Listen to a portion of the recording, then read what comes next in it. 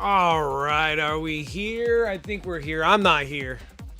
I'm just speaking through you two through the warp.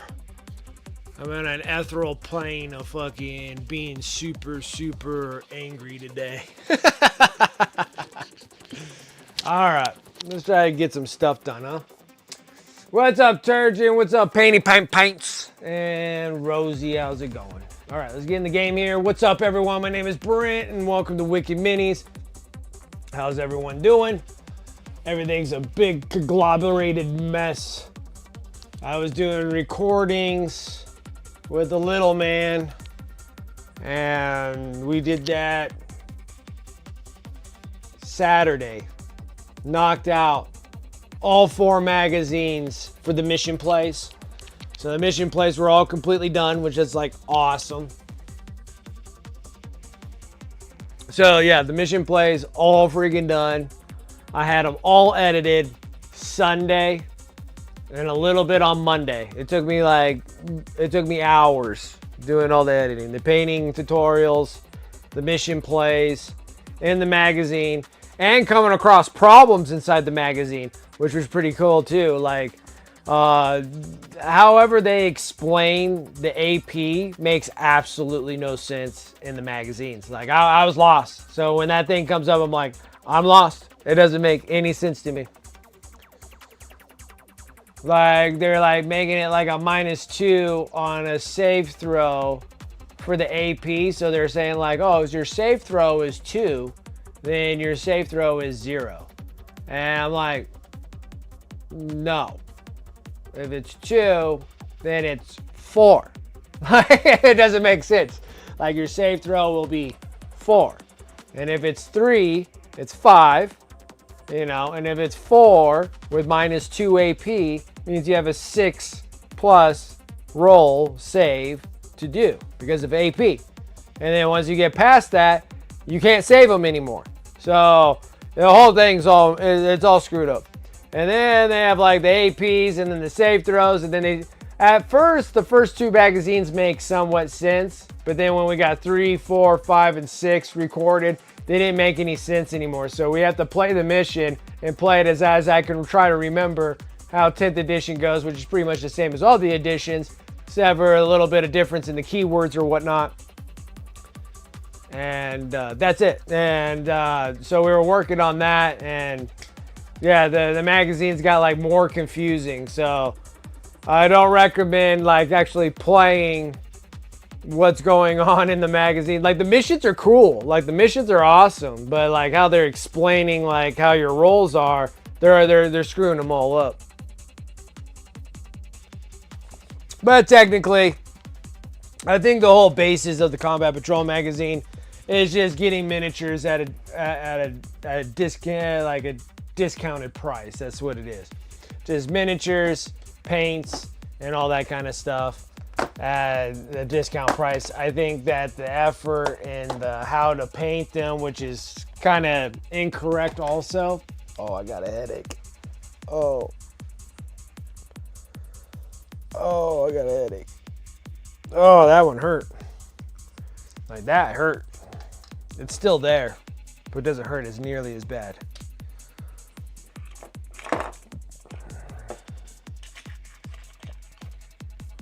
Oh, my word. Ow.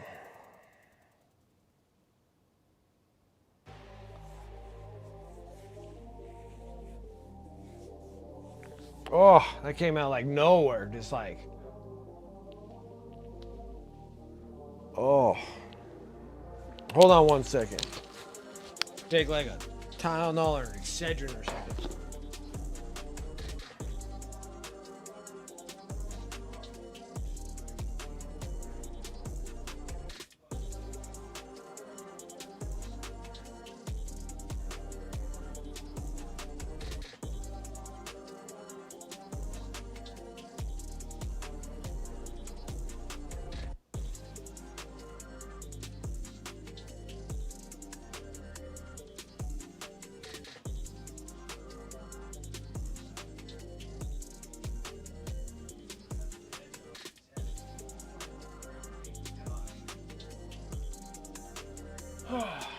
right.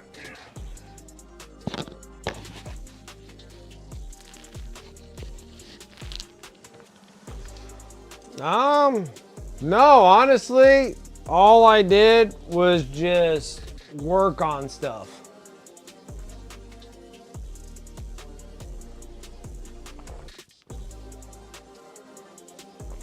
Like, nothing really special with dinners or anything. Didn't do any like cookouts, didn't do any hangouts. Literally just like hammered out recordings Friday, edited like all day Saturday. And then edited in like Sunday morning, or no, Saturday did recordings, Sunday all day editing. Edit everything up on Monday. I have videos all the way of every Sunday, all the way to July. So that helps out. And I think if I could stay consistent with the magazines, I should be able to drop videos on like Saturday and Sunday starting in July. Because now I'm like well over a month of videos. And then, yeah, in early morning, Monday, finished the rest of the editing and got that all done. And then I spent most of the day, I was working on Space Nifty's towel box for the commission. And then everything was turning out good. And then I kind of slightly screwed up on one of the robots. Like all the magnetizations all worked, except for a set of arms. So they kind of work, but you kind of look stupid with them. And now I'm like wrapping my brain about like how to fix that problem I have. But the other weapon, it fits like perfect. Like it's like perfect fit. And then the other set of arms, not so perfect. So I screwed up. I thought I made my measurements properly when I put the magnets in. But everything else is like snaps together, looks great. Like 6 months after you did, that's probably what's gonna happen. That's the goal. That's the goal right there. Actually, my goal is to hopefully have like a Saturday, Sunday. Like a Saturday, this is the painting tutorial. Sunday, this is the mission. Back, forth kind of deal. And this next set of 4 is going to be pretty easy. I'm going into like 7 and 8 or just Termagants, like 10 set, like a set of 10 Termagants and 2 magazines. So that'll be easy. That one, yeah, 7, 8, and then 9 is just a bunch of paints, which those are easy. I like the paint ones because I don't have to do any builds, paints, and all that kind of paint tutorials or anything. Just go straight into missions.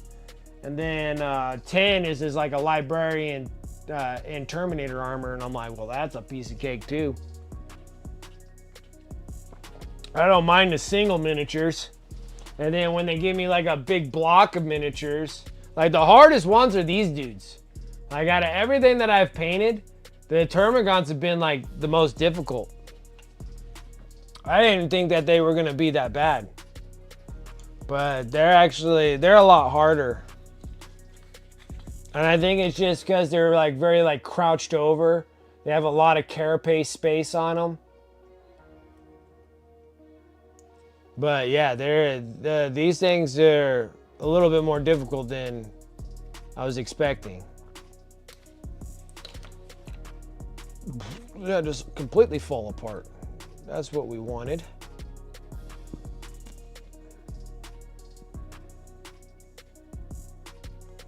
Pop togethers. Gotta love. I actually like the pop togethers. Like the pop togethers are pretty nice. Especially when I think that I can actually paint something all the way around and all the way through, and then finding out that I can't. And so the pops are pretty nice. But there is some like challenges that happens with pop togethers. Normally it's like big gaps. And then like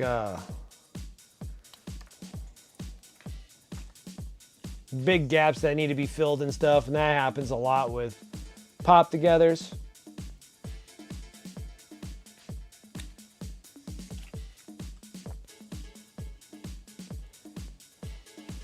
But yeah, hopefully everyone had a pretty good Memorial Day weekend, or Memorial Day weekend. Yeah, Memorial Day weekend. We're celebrating fallen soldiers. Most of the time, I normally used to stream on Mondays, so we were always painting something cool for Memorial Day. But I just been just horrifically busy painting minis. Trying to get some things done. I gotta get Space Nifty's towel. I think that after I should be actually able to have like at least one of the towel. And one of the robots, I mean, just like, wow. I couldn't have built it any more perfect than how I built that thing. And then I just gotta lay out the magnets, and the magnets like fit like just perfect. And I had one robot, but that's only 2 out of the 4. So one robot out of the 2 that I put together, and that one robot, only one set of arms does not fit right. Yeah, and the Leviathan, they're not bad. Even in the Dominus, they're not bad. The only thing that I have against the Space Marines is that, you know, it's kind of cool to have all the little Batman gadget stuff around their belt, but it is also kind of like a drag to paint all that stuff, if that makes any sense. Kind of like slows down the process a little bit. Because if you actually get like regular Space Marines, you know, those are accessories that you can add onto your Space Marine. And when you get the Leviathan and even the Indominus, when we had the Indominus box, I think it's called the Indominus. Whatever. The 9th edition one, or 8th edition. Nope, 9th edition. Yeah, the 9th edition and the 10th edition boxes. Those Space Marines there had like all the like Batman gadget stuff. So they just had like just all this stuff attached to them. And technically, if you're like trying to like you, Rosie, like trying to get like a whole army like ready to go play on the battlefield, you get hit with those little speed bumps there of having to spend time doing all the utility belts on them.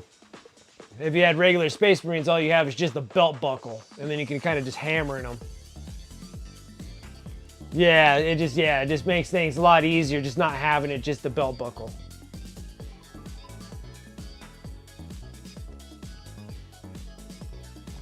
So it makes it a lot easier to kind of like speed through miniatures, make it a little bit more quicker to finish miniatures at a relatively better pace and time, instead of adding all the leather that are on there, and then the grenades that are on them and all that kind of stuff, which it still makes them look like really cool miniatures. That's what I'm trying. They're still really neat with all the accessories. Just takes a little longer to finish them.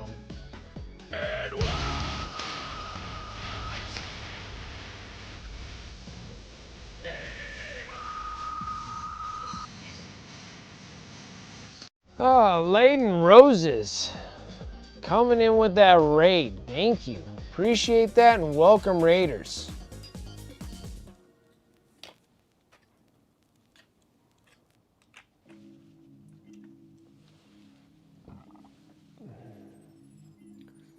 Welcome, welcome.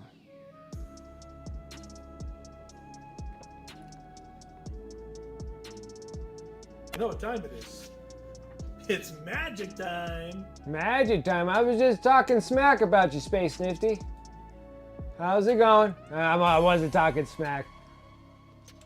How are you doing? How was your stream? What were you up to? Hey, Bula Skies, what's up? Coming in with the raid party? Hyperlurk, hope the rolls when... Oh, gotcha.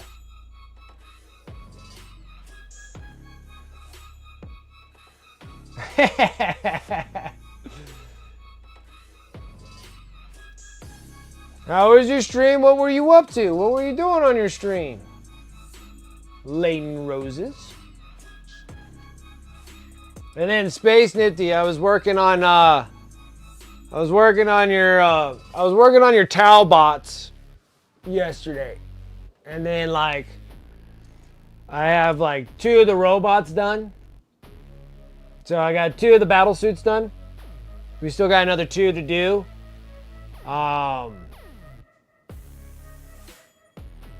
There's one of the robots, one of the battle suits. I had everything fitting awesome. But then there's a second set of arms that go on them and they don't fit well, and I've been trying to figure out how to make that work. I thought I had all the measurements correct, and I thought I had everything proper, and then I made the cuts on the balls, on their ball joints, put them up, and like everything looked so good on the first weapon. Like the first weapon looks so good.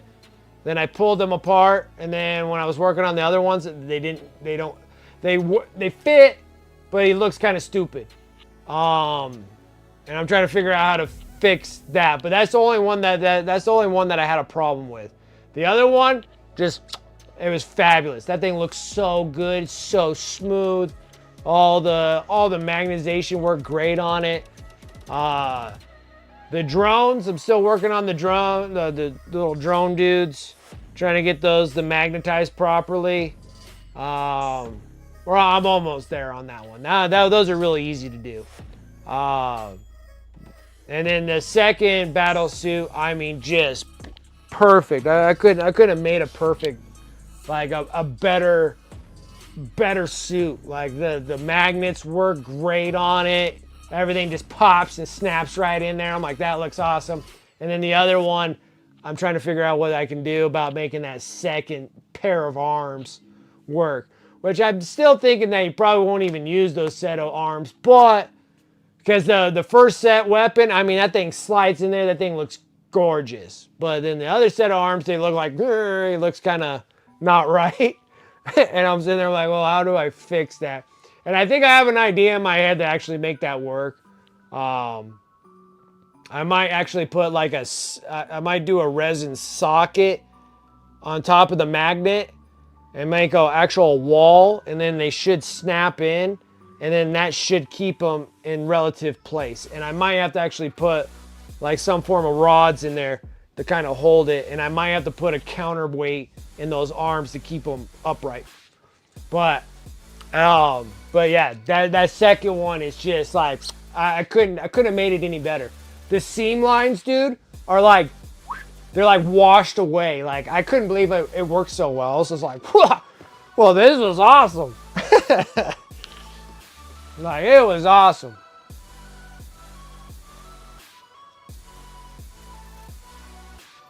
Send you my, it's okay. Like, everything's not a rush. I'm not in no rush of pace, and I don't think you are either. I'm still trying to gather like what I want to kind of do with those towel, and of course I need to get with you with it too. I have a relative idea I think I can do on them as I'm putting them together. I'm like, I think I can make this work. But we'll see. I'm almost thinking of just pinstriping those things, dude. I think they're gonna look sweet, dude. I'll just have to keep practicing the designs on a small squares. Did we ever hear back from Layton Roses? Did Layton Roses even say anything? Or was it a, oh, there he goes. It was good working on more progress on my 12.5 Jinxed model from Arcane Lay. Oh, that's cool. 12.5? Ooh, that's a big model. That's a big piece.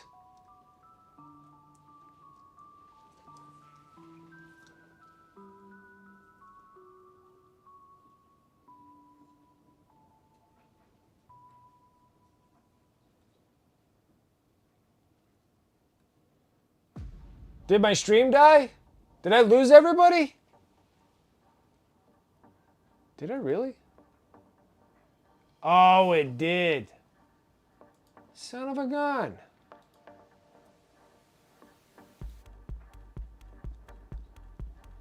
Yeah, it did. For like a friggin' minute, it did. I just lost everybody. I have no idea why it did that.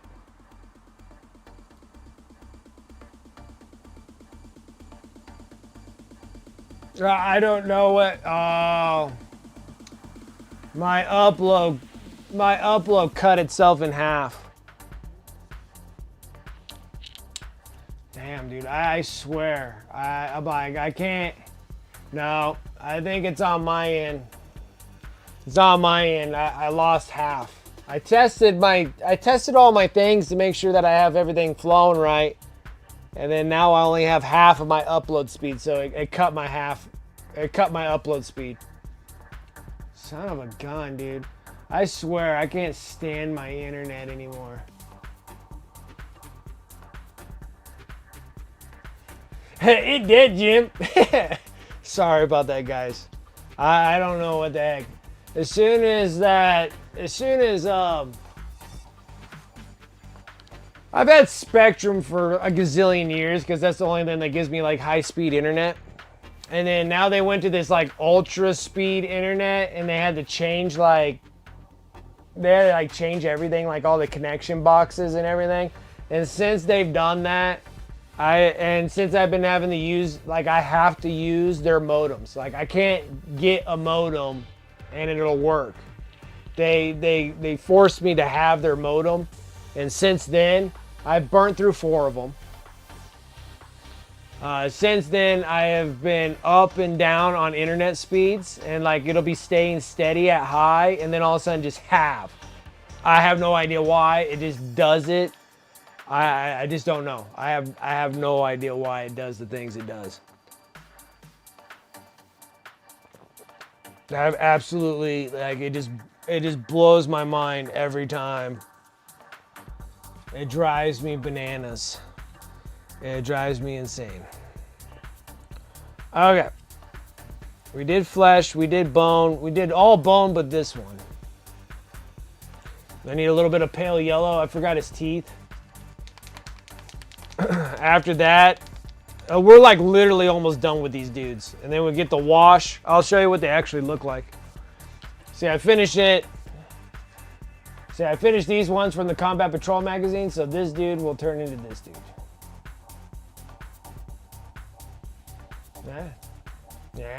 Yeah. I paint these in the fact that I'm going to be doing an oil wash on them.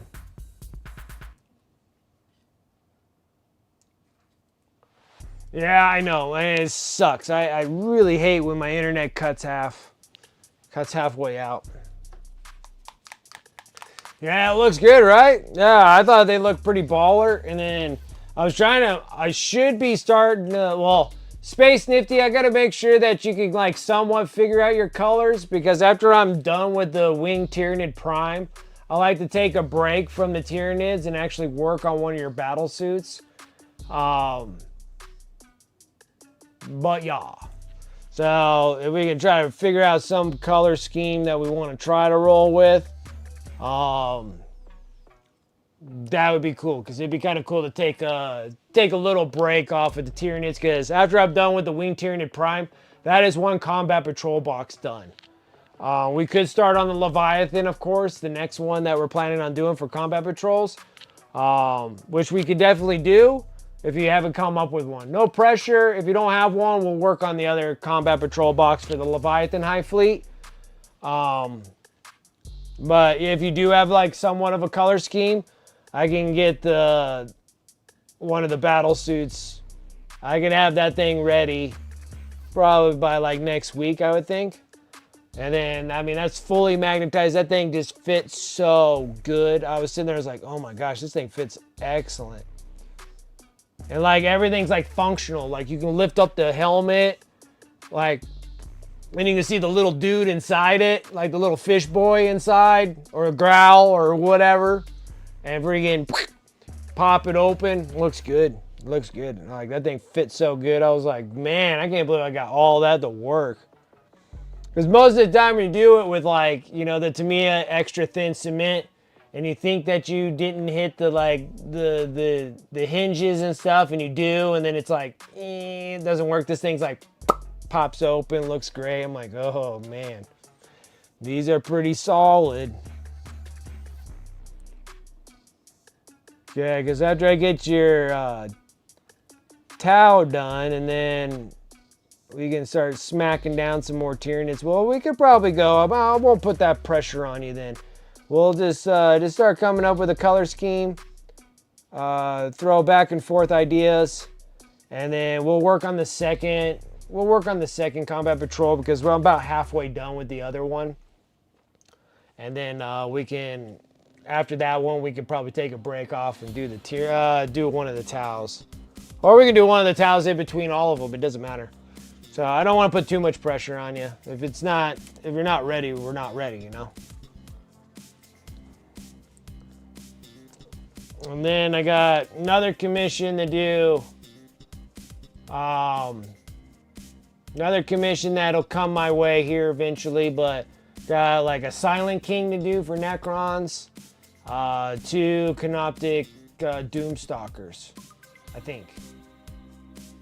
No, not the Doomstalker, Doomsday Arc. Got probably a Doomsday Arc to do.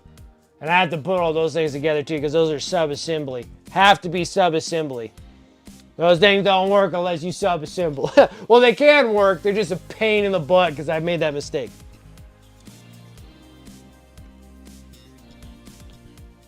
But I'm hoping to have like all the Tyranids that I want done. The Tau, we'll have that both. We'll be bouncing back and forth on that. And then have like all the Tyranids that I want done. And then we'll go and rack up onto the Necrons. I got tons of them to do too. Lots and lots and lots. Lots. Lots and lots. Shadow Flesh. What did I do with you? Oh. Yeah, I got an email from Monument Hobbies. I didn't know that they're making heavy body paints in tubes. Now I'm super curious. Now I want to kind of test that out. And they're not a bad price for a 30 milliliter bottle of 30 milliliter tube. I didn't realize that they were making heavy bodies. I think it's heavy bodies. It could be soft body. I'm not 100% sure. I didn't read it thoroughly enough.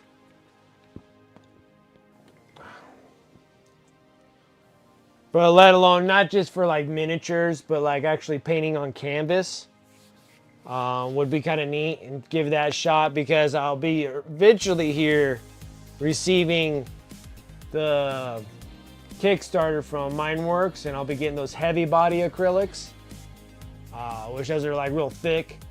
But I'm not exactly sure on the Monument ones if they're heavy or soft body. 'Cause there is a difference between the two.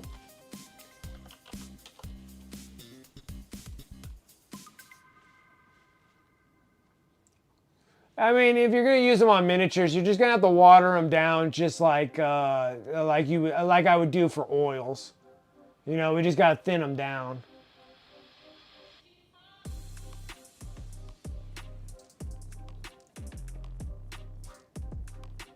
See? Look at that. Oh, now it just disappeared on me.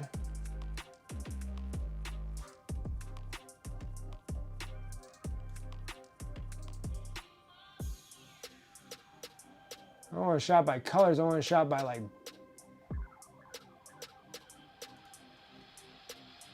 Where is it?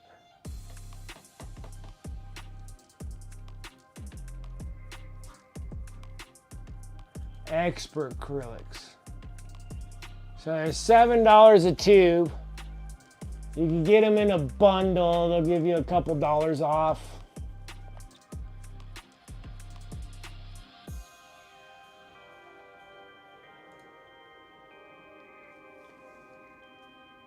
The thicker, creamier version of our high-performance hobby paints deliver absolute best pigments and density.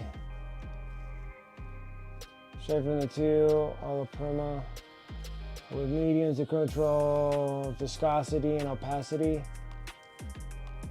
What are you liking?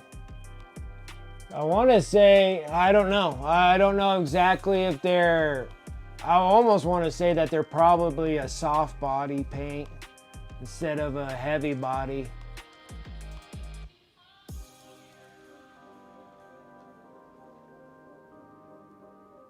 Middle soft and heavy says.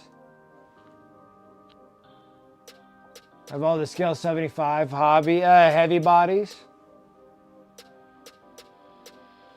Middle is set. Oh, does it say? Oh, right in the middle of a soft and heavy body paints. Okay.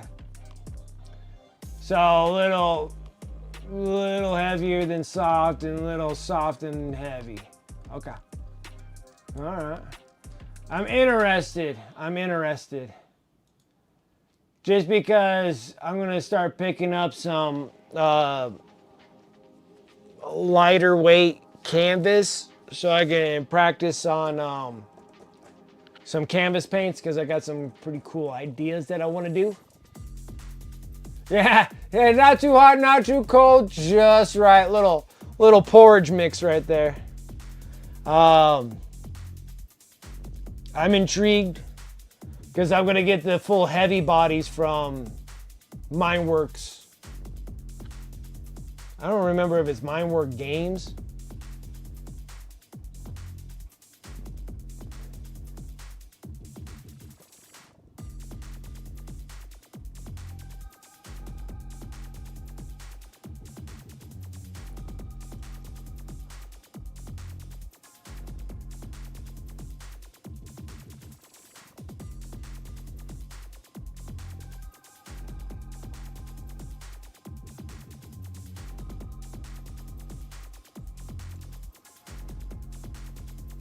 Yeah, right in the front. Yeah. So yeah, so it would be exciting. Am I dropping people again? It might be. No, just that one time. Okay. So yeah, so pretty exciting. I do not mind. I don't even mind heavy bodies either. Especially when I want to sit there and roll on some canvas. And a freeze. Coming in with that sub, baby. 54 months. My word. It's been a long time, brother. Long time. I've been doing this for a bit.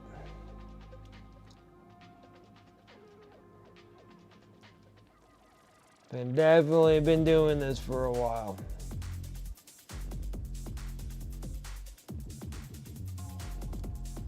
And not giving up either.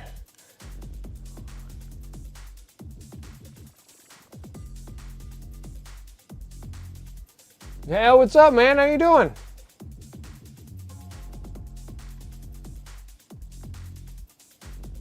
Well, we might get all our Mindworks stuff by next month. Sometime.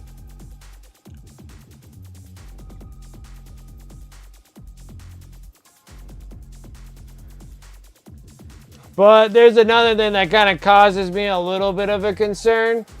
Was when he sent the pictures of the little freebie busts. And maybe it's just a bad picture. But they didn't look extremely detailed to me. So I'm hoping that it's just a bad picture.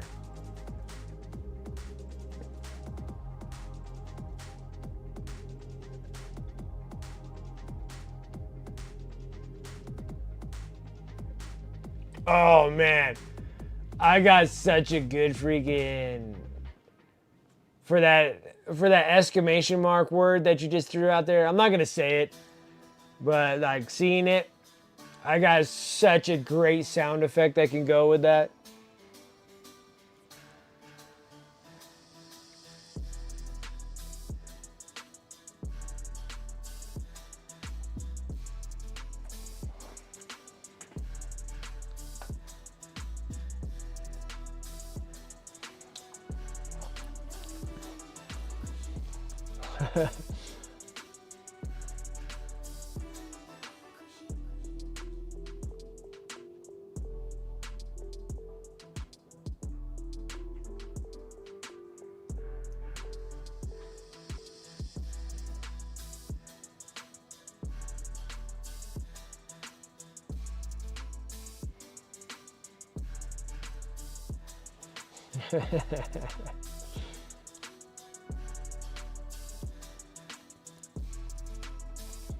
But yeah, I feel like, and the thing is, there's this one saying, and I can't really say it because I don't know exactly all the words to it, but it's actually from the cartoon of Ed, Edd, and Eddy.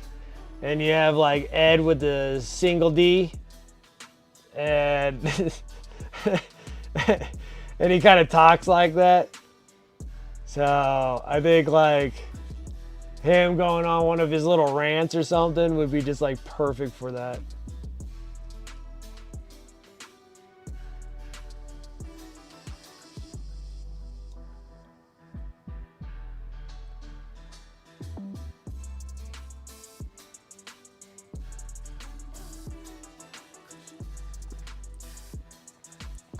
So yeah, all I actually have to do is just the glow effect on these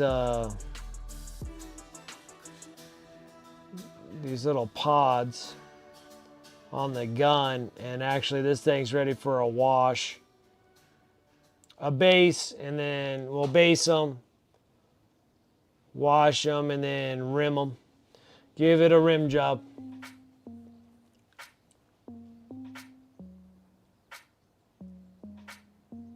Ah, this brush is too big. It's too big. It's too big.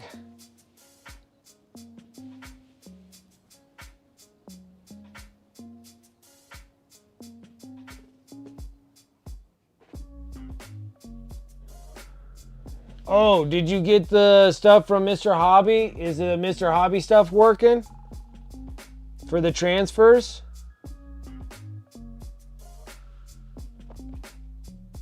As far as I did this weekend, this weekend you were hammering those out. Anybody else got any good hobby stuff in on this weekend? Or everybody just too hardcore partying?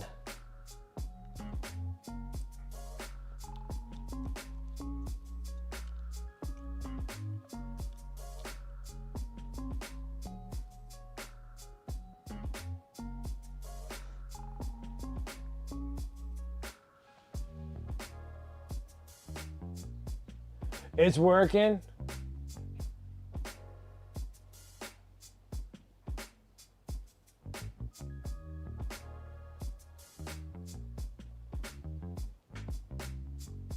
Oh, the extra thin, the Tamiya extra thin?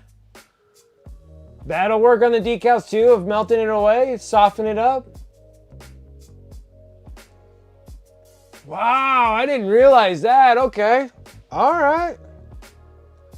I did say that it stank really bad for the stuff, so I guess that did make sense if it was extra thin.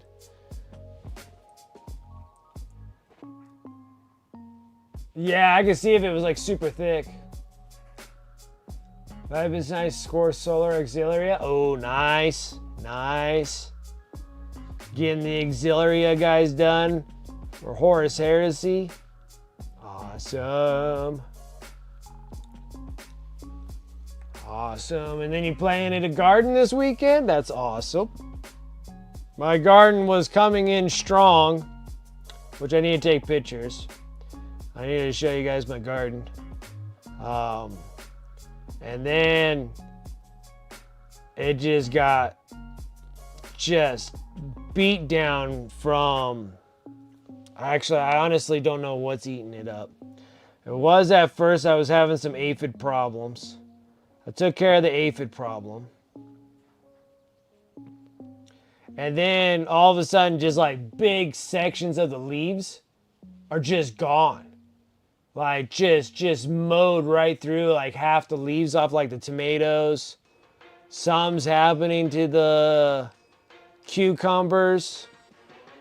The honeydew melon is coming out, and then like something's happening to them too. And I'm like, what in the world is going on? But my lettuce is just growing strong. The green onions look great. The shallots are growing really nicely.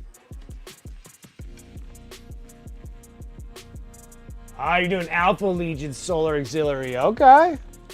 I'm down with that. Solar Auxiliary, you could do them with any kind of whoever they're following.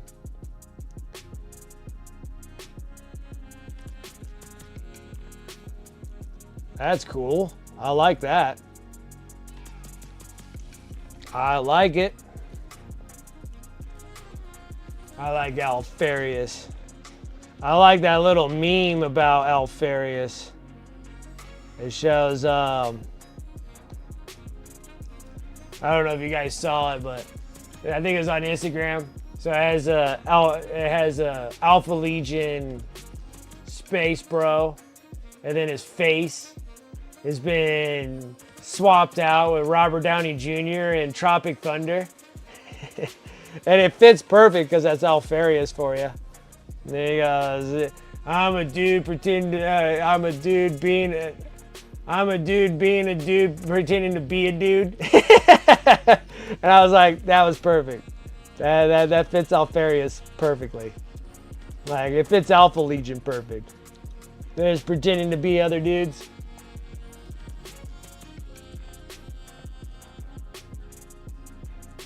You gotta be very careful with the extra thin, it'll melt it.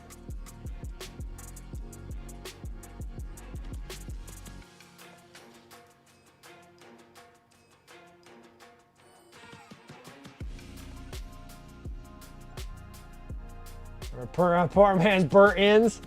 A chuck roast.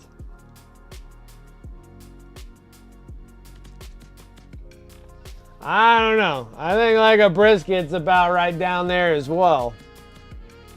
Gotta smoke it for 50 hours. Then it's like relatively edible. Otherwise you're chewing on it like a dog toy.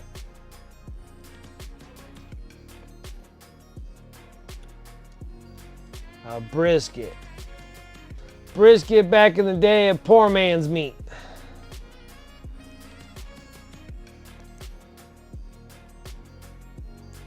The cheapest meat you can buy.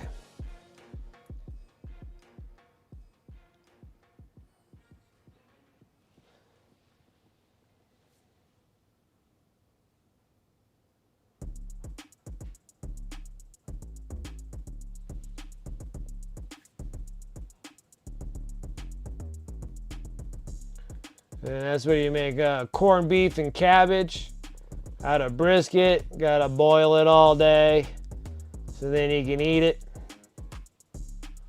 With stinky cabbage. Which I love corned beef and cabbage, so.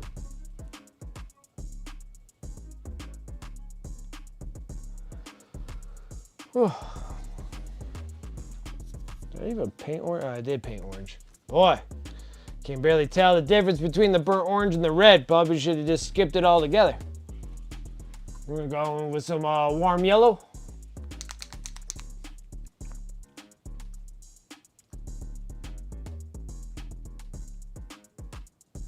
Couple today, and they only come out like every 5 years here. Gotcha. Yeah, I was like thinking, but then like we got these like crazy moths that come from the caterpillar worms. That we have here, and the moths like eating all the leaves up too. And I was thinking that it could have been that or either or, but it felt like after I did my spray on them that they should all die, and then they still ate like half of that freaking plant. I was like, ate like half of the leaves. I was like, what in the world is going on? I'm like, I don't see them anywhere. I don't know where the heck they are. Trying to stay on top of things. I got, from my fruit trees, got probably like 8 or 9 nectarines. Got probably like a dozen, they're either peaches or apricots, and I got one that's either an apricot or a peach. I'm not quite sure just yet. It could just turn out to be a plum after everything's said and done, who knows. And then we got probably about like 8 apples that are growing.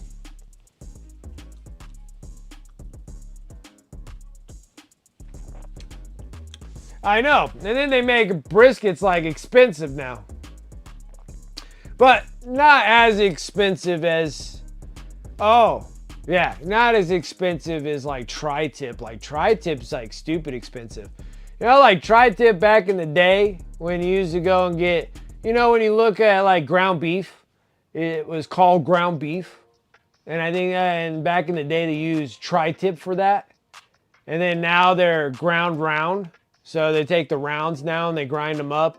And then that's your ground beef is from the rounds, from the rump of the cow. And now tri-tip's like super expensive. That used to be used as like a junk meat. Just like brisket way back in the day, because it was an Irishman's poor man's meat. Like that's what it was like way back in the day. Like no one ate the neck of the cow. Like that brisket's like right here on the bottom part of the cow, right? And like, and the brisket was like, yeah, they were giving it to the Irish people. That's why they were making the corned beef and cabbage, because that used to be cheap. And then now it's like, they have a price tag, but it's still not as expensive as freaking tri-tip. Like tri-tip is like expensive.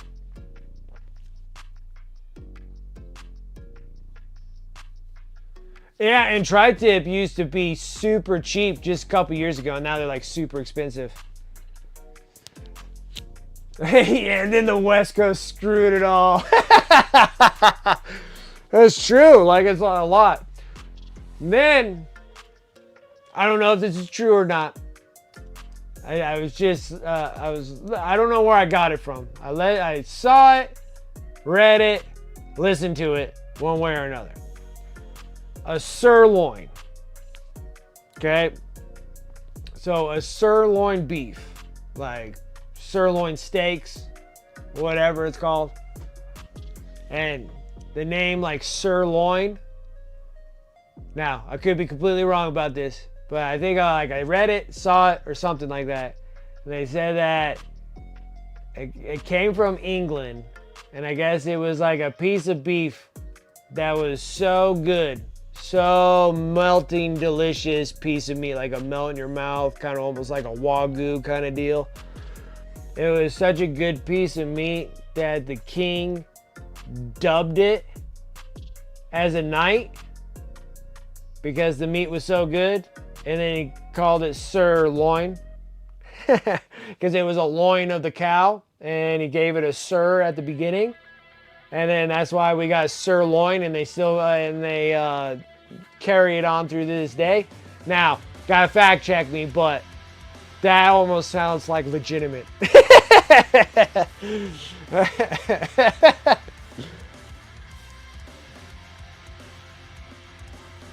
Yeah, West Coast, I know.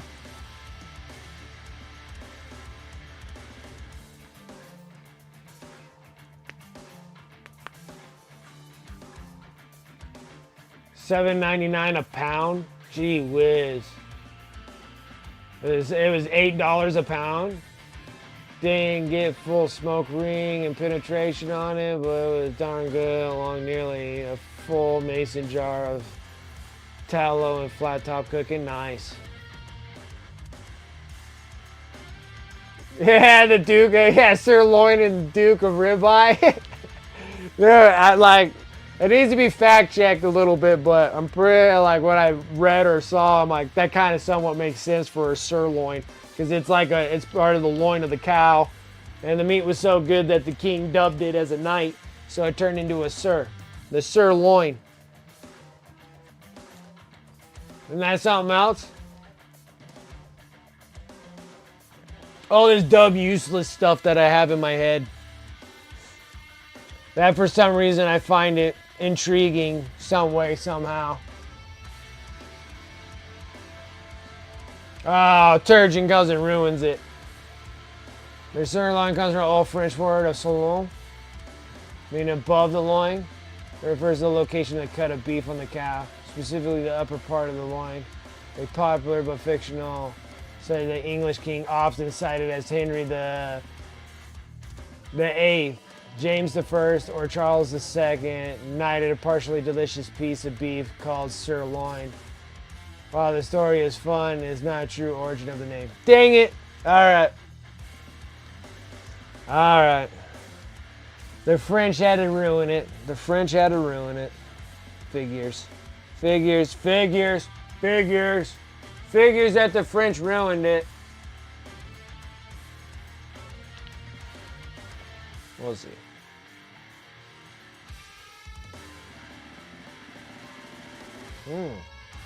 Interesting.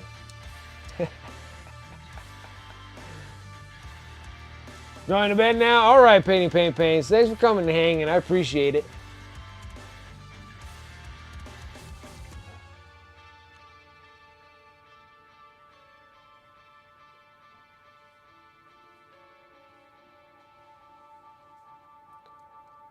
Lord Spoil Sport.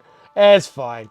No. Like I asked about fact checking. Like I said it. Like you gotta fact check me on this, and you did.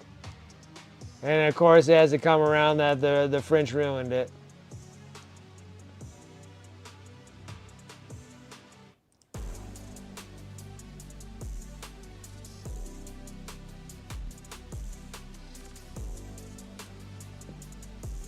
What's up, Chaotic Painting? How you doing?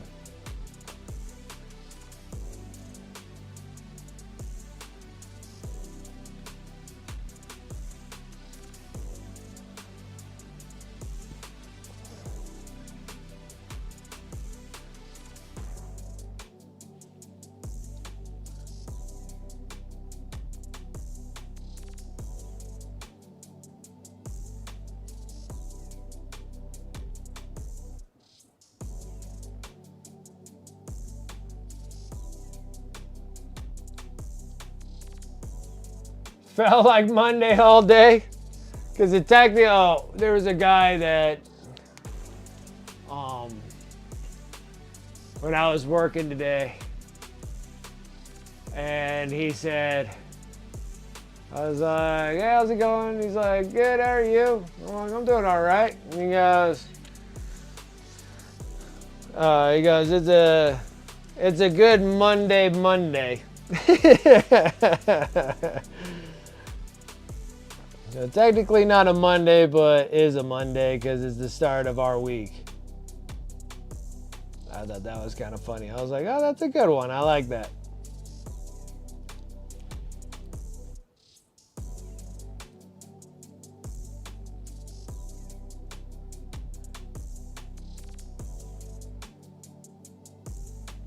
And they're never long enough. You can take a week off and you're like, it's not long enough.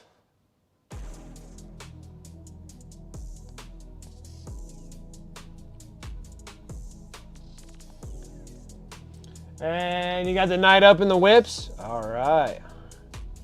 Take a look at that in just a minute.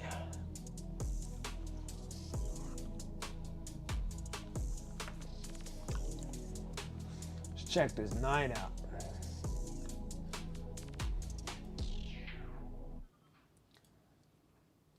Oh, that's a nice looking night. Going with that blue and white, baby. Blue and white with a little red. I like it.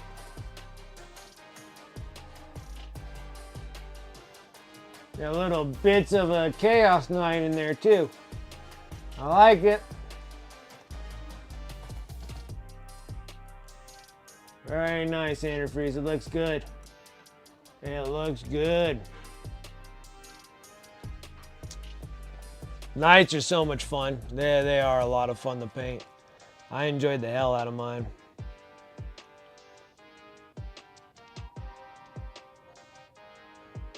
Armorger's a bit much. I felt like I had a longer time with the Armorgers. Granted that I had to do more Armorgers than Knights, but I don't know. Just felt like there was so much more on an Armorger than there is on a Knight. Would you think that they'd be the same, just one's smaller and one's larger, but I don't know. Just felt that way.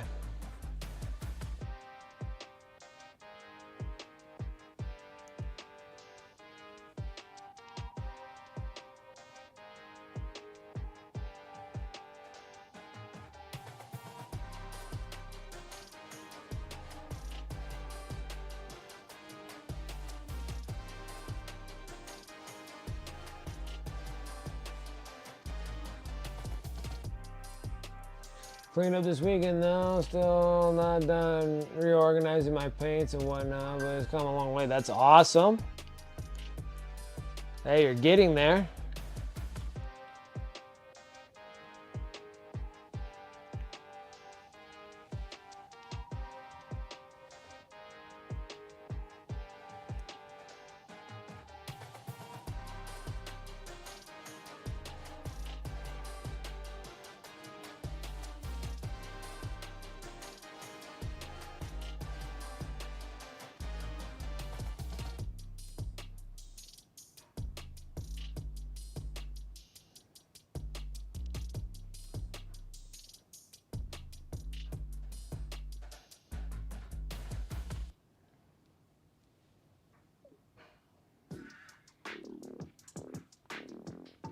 Dude, general admission tickets are 220 bucks. Dang. Ice 9 Kills would be pretty cool to go see.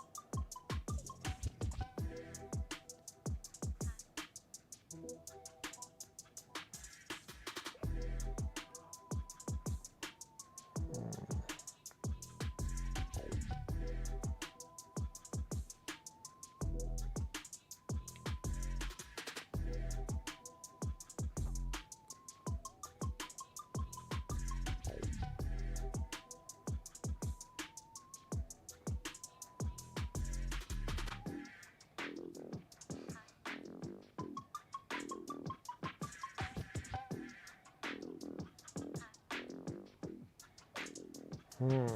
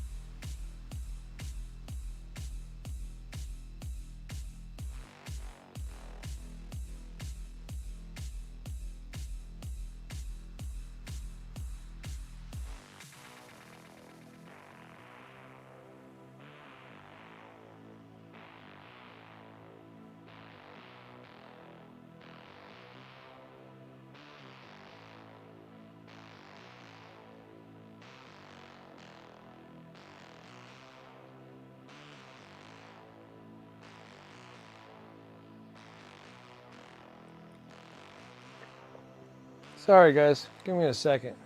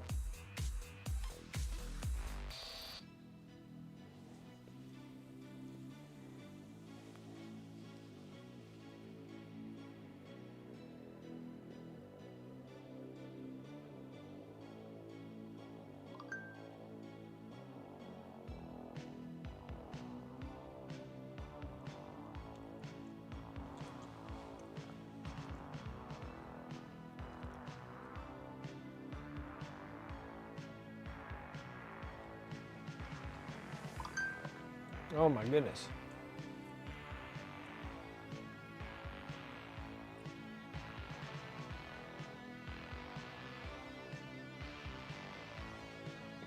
Friggin'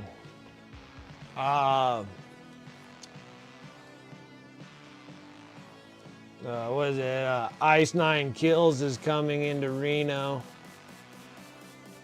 And I gotta find out how much general admission tickets are. Ticketmaster is ridiculous, so I try to avoid buying tickets from them.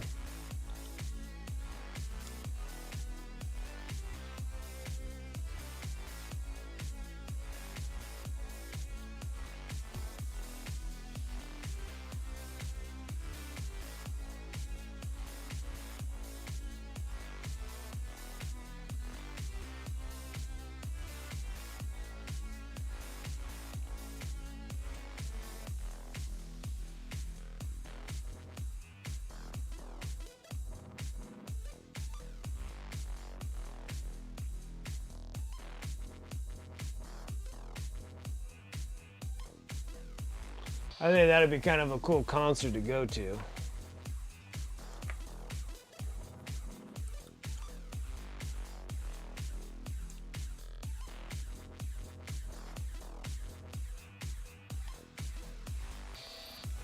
It's August 16th.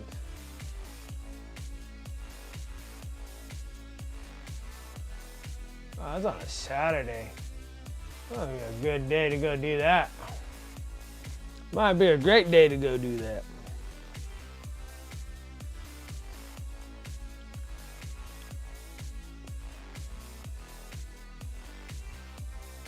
If the prices are reasonable enough.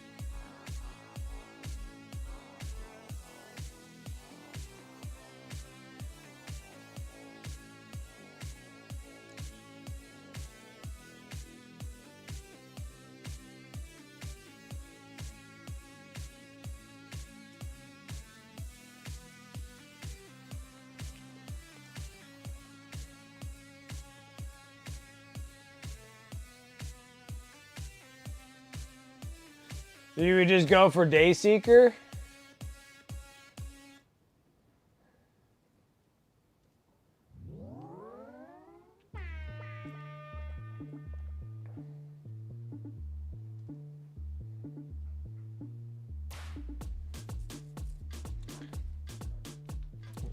Dayseeker that good, huh? I never even I don't even think I've even heard of them.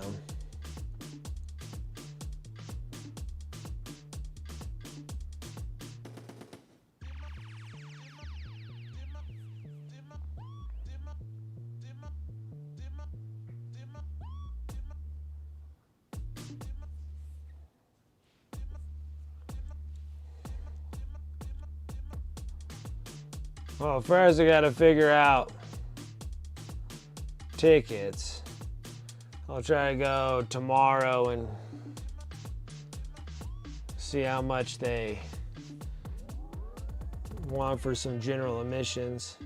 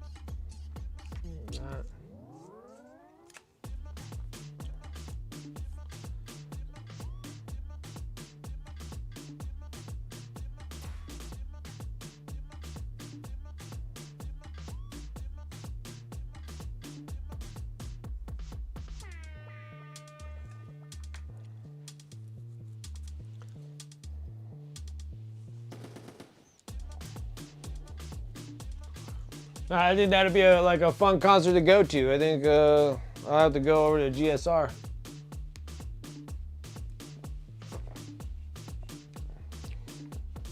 Oh, hiccups. The hiccups. I'm gonna get some bismuth yellow. This is an awesome yellow. Like awesome, awesome yellow.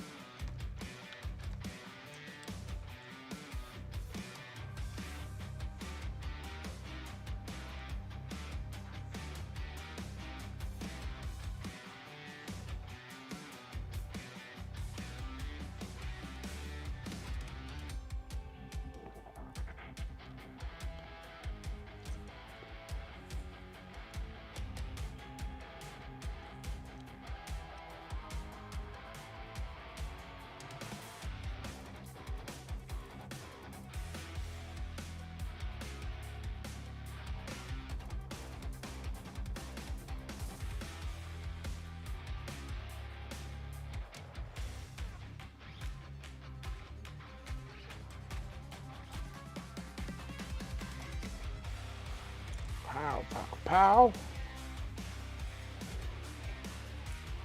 It's gonna be nice being done with some Barbgaunts. I think a little burn on the Barbgaunts just for the fact that there was a lot going on these guys. Then to top everything off too is like I painted 2 of the exact same sets of 5. So it just Like, and they were just like long day streams, like doing the paint recordings for the Combat Patrol magazine. And then also doing this on the stream as well.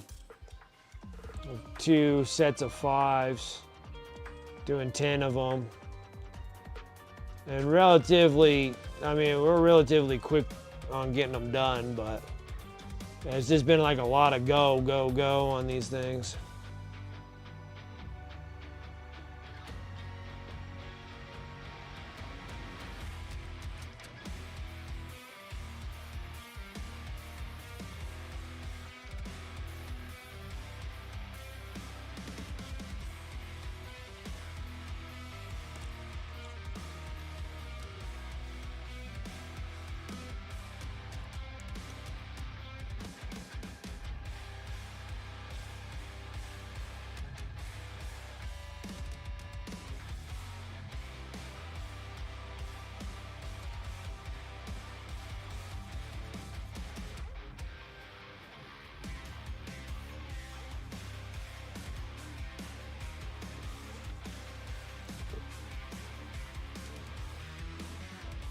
Okay.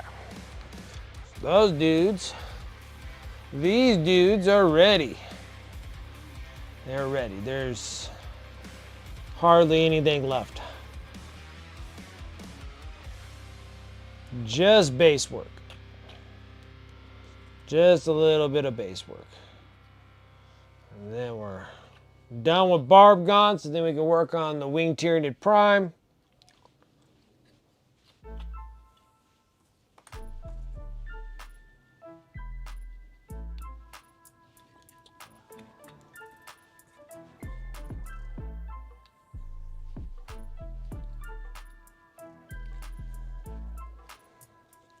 Okay. Pow, pow, pow. There's only like 2 of them I need to work on for the... Actually, technically, we don't have to. Okay. We don't have to just because I think I did it on the other ones and you can't even really see them. And we're going to be doing a different kind of basing material too, so it's going to be a little heavier. I need that. I need the texture. I need to get rid of this stuff. I'm using this one for the Combat Patrol magazine, which, crazy enough, actually used up like a whole package of the Geek Gaming Scenic stuff, which I didn't think I didn't think I'd ever finish that. All right, let's back this up. Back it up. Okay. So we're going to be doing the Kraut cover scenics.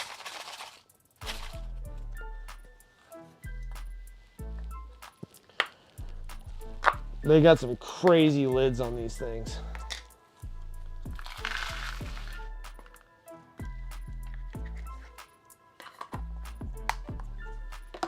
Okay. All this destructive goodness here.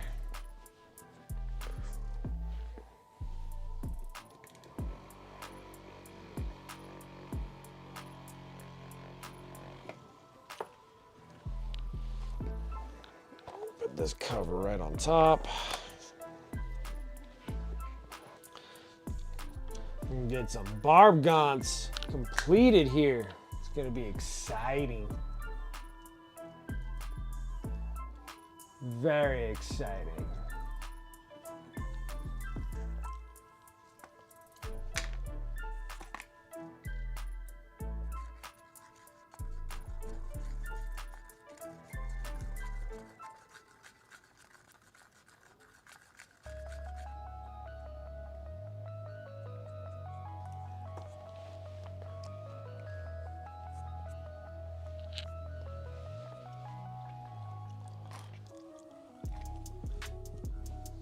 Well, that's something new. See that right there?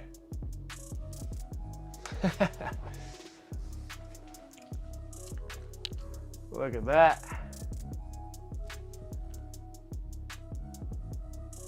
It's growing mold in this container.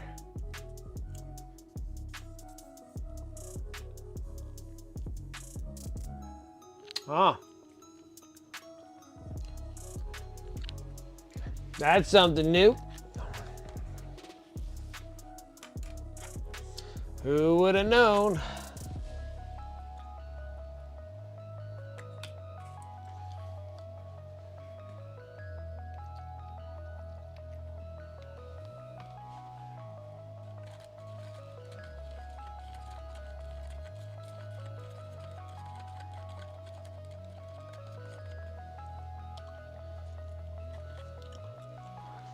I never thought mold. Yeah, I never seen that either. I'm like, I've never seen actual mold grow in the container like that. It's pretty gross.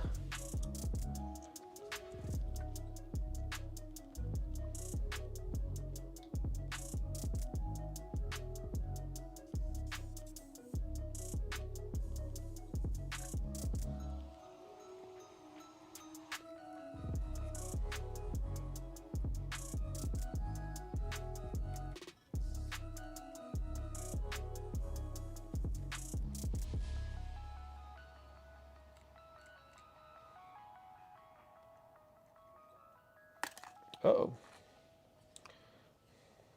Black Hawk down.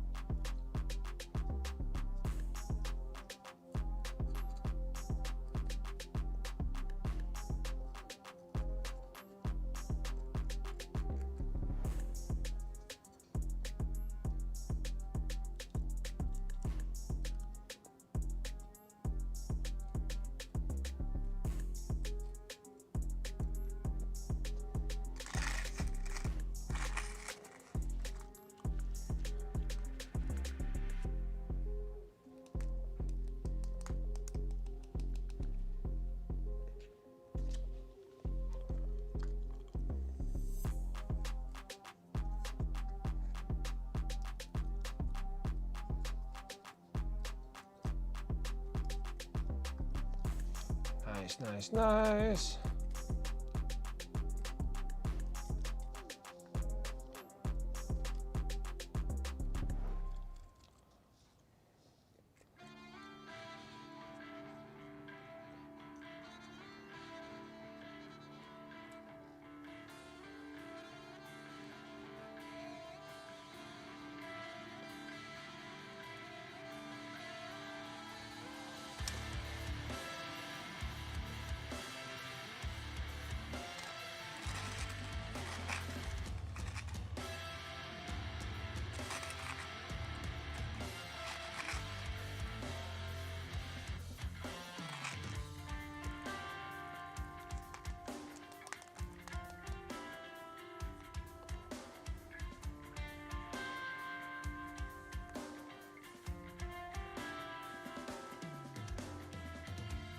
All right, that's done.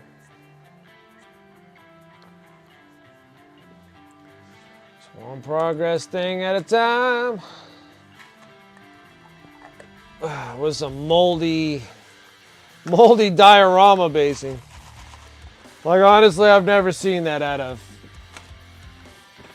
basing material stuff.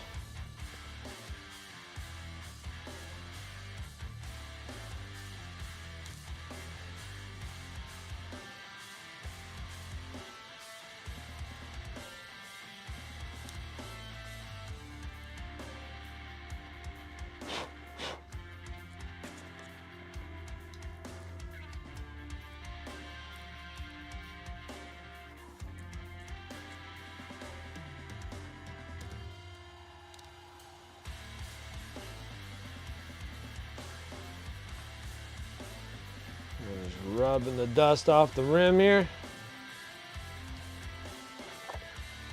Sounds dirtier than it is, but it is pretty dirty. I need black, so I'm out of pretty much matte black of everything that I got except for this P3, and then, well, this satin kind of black until we get into. I do have the Pro Acryl satins.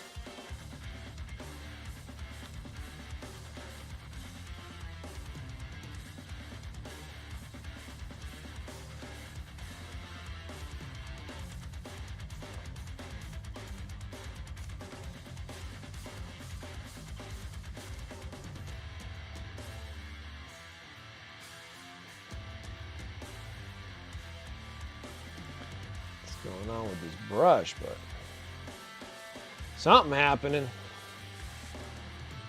Let's go ahead and give the rim job.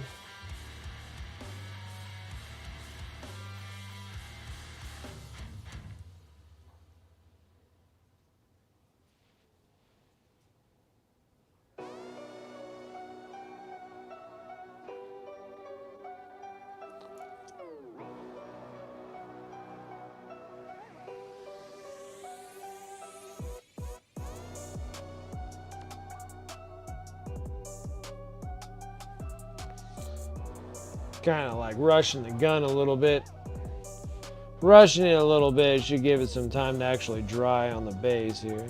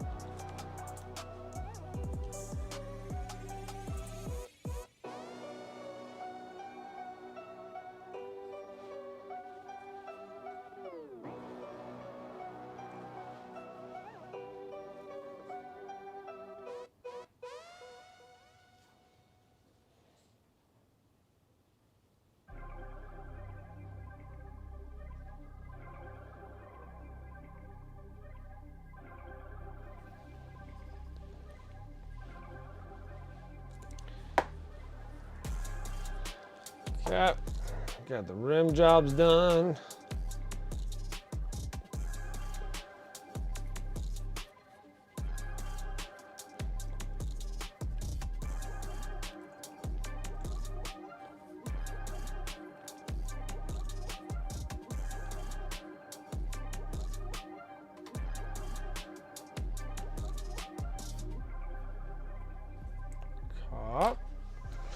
That's done. Now we gotta get to the oil washing part, which they need to go in here. I'm gonna try not to make a mess out of myself. There's 5 handles.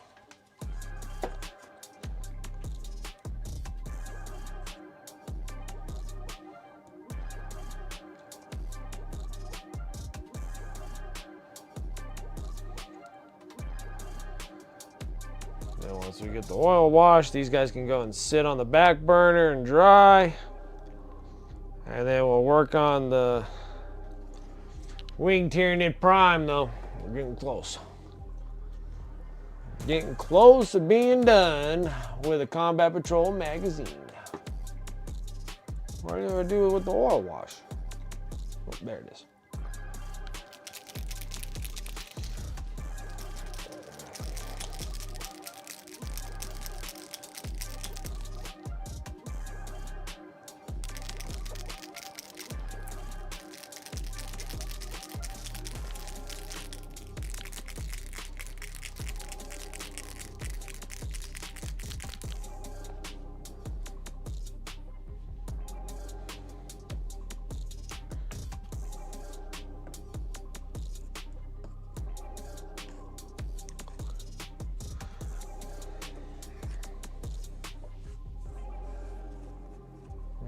Solvent.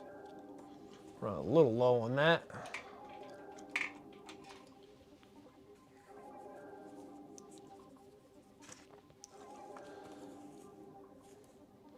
Well, stuff dries pretty good. Dip a little bit in the oil, a little bit in the solvent. Then we're kind of transforming, well, getting all the dark recesses filled.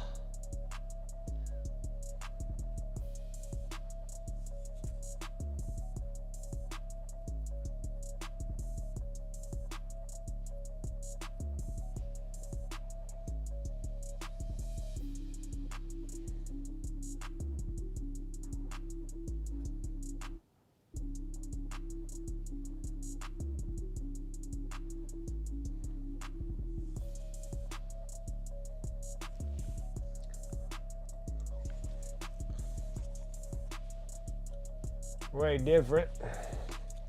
Way darker. Way darker.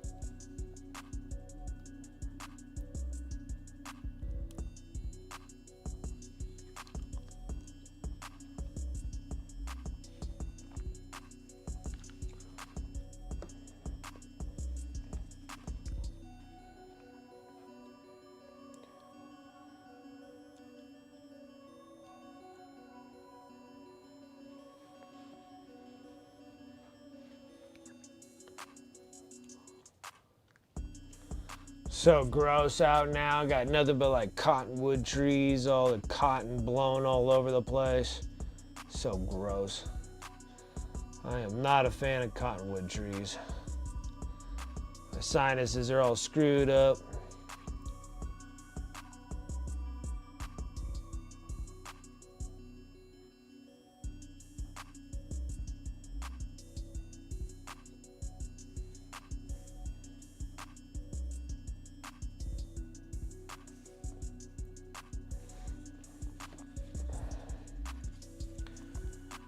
Alright, last one for the oil wash.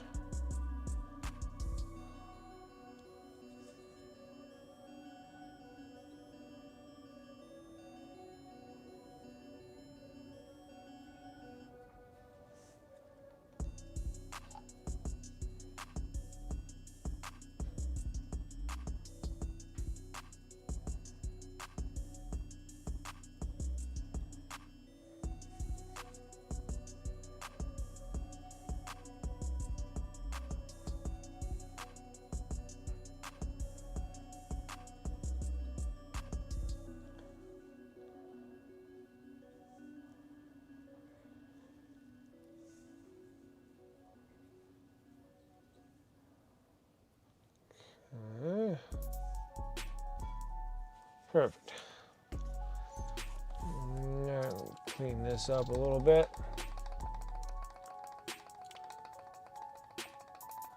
Oh, the fuzz from the socks? Kinda.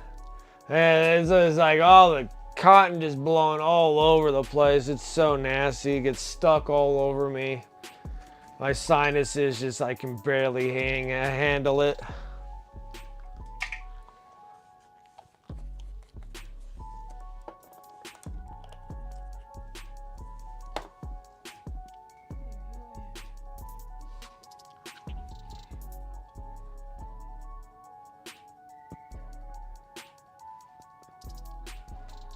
Cool. Thank you, honey.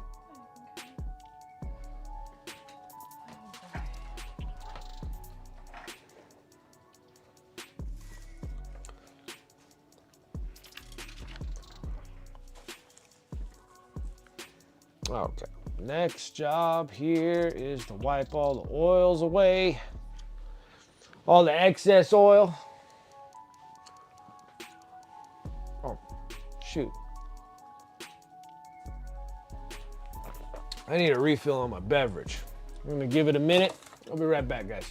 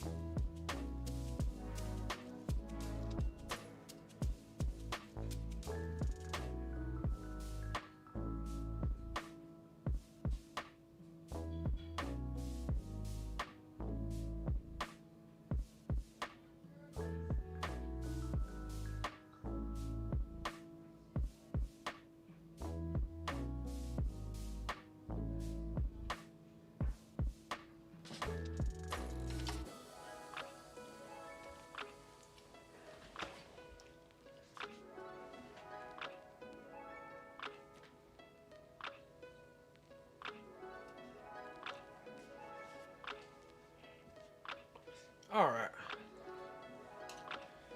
Let's see. Let me get back into the gig here. All right. Let's go ahead and hit this.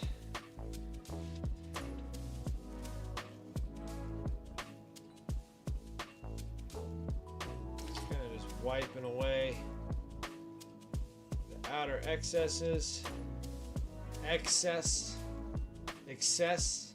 Excess. Excess.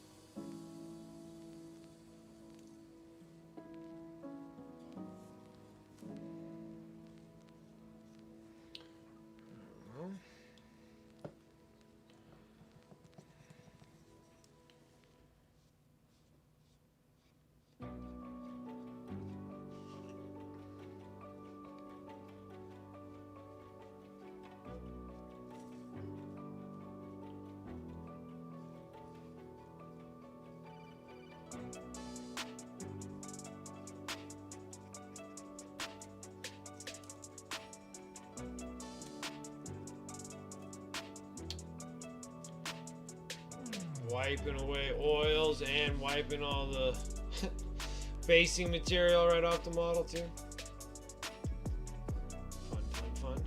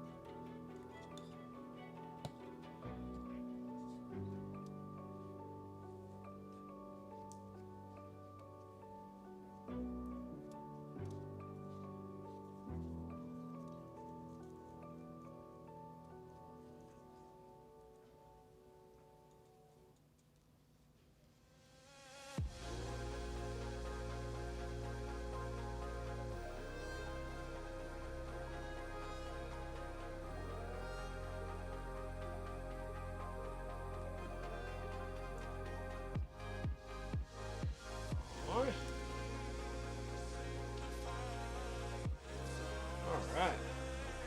That right there is all 5 completed. I'll be right back again. I'm covered in oils and like... I'll be right back.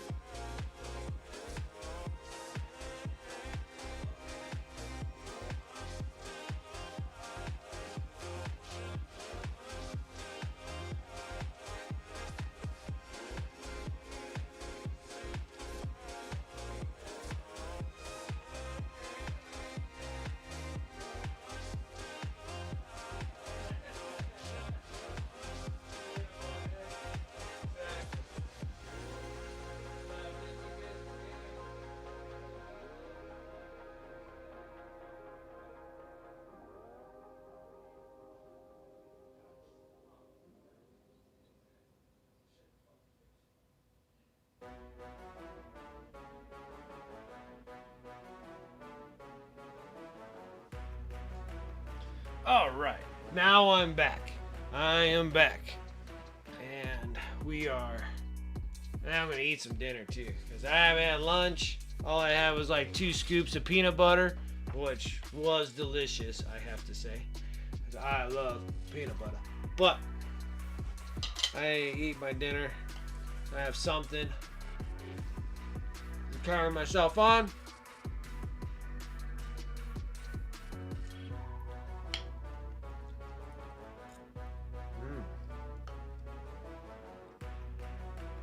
Air fried potato fries.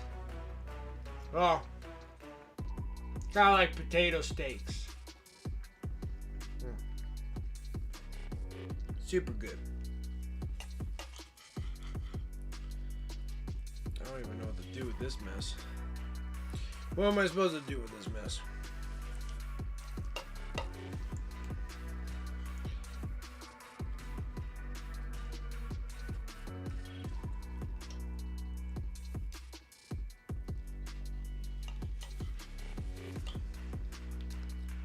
There's like a big old chunk of freaking gristle here. Alright. The others are ready.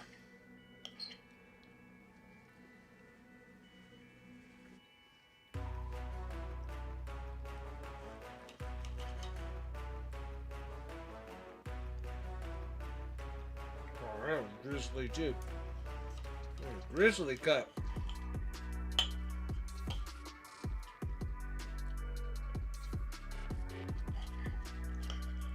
It's just going to trash.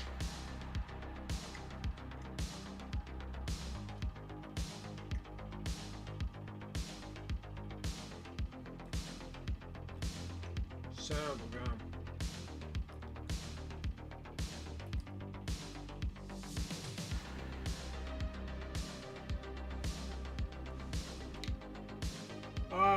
You put an order in for the Age of Sigmar. Oh, General's Handbook? Yeah, that was for the future, yes.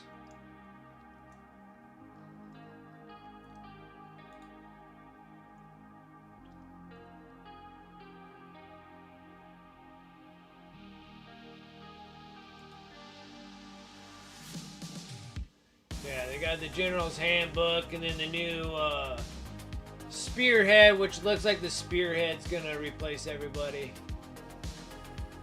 I almost feel like this kind of shutting down. My internet's trash.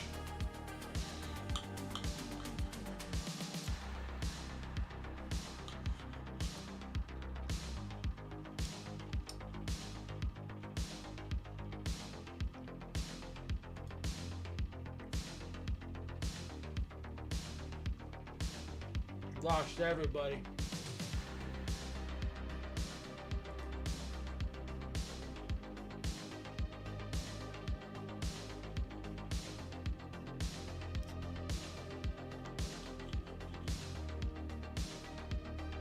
Yep.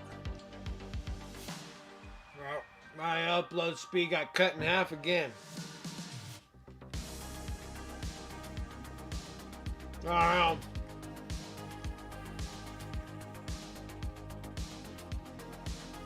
it's enough to drop everybody. And now I dropped in half again. Like I was running at like... I think I was running at like 500, and then it was going like 250, and now I'm like under 100. Like I'm losing my upload speeds.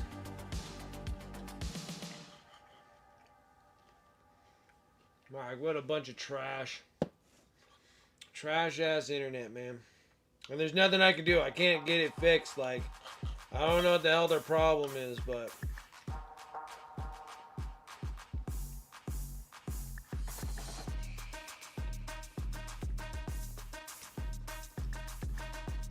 man, it sucks losing everybody.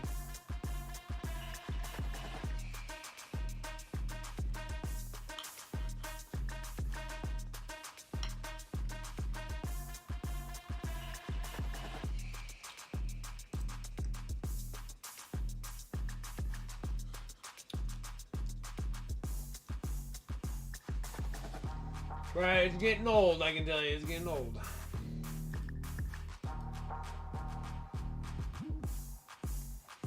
Yeah, so the preview was all the Spearhead stuff.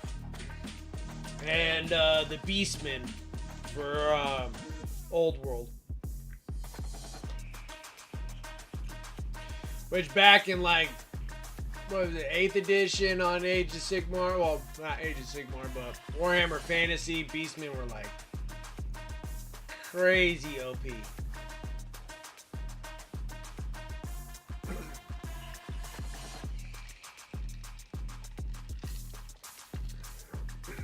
So yeah, I think after I'm done with dinner, we'll put the red on the Winged Tyranid Prime, and I'm probably gonna have to shut down because eventually here I'm gonna not be able to stream because it keeps dropping.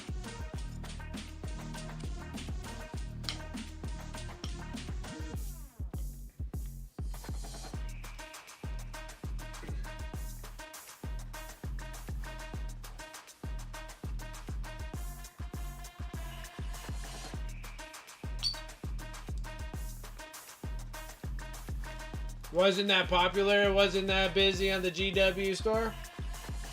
Saturday morning? Because that stuff sold out in like 3 minutes here. I don't even think it made it 5 minutes. Like, that stuff sold out like now.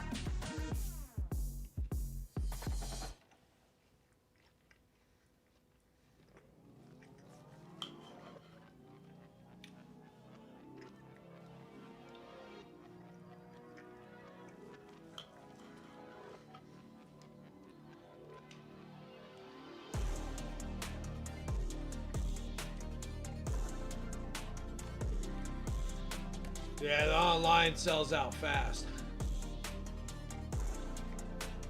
But at the GW store, you use the kiosk. And if you're waiting in line within that 5 minutes, it's toast. Like, you're not going to get it.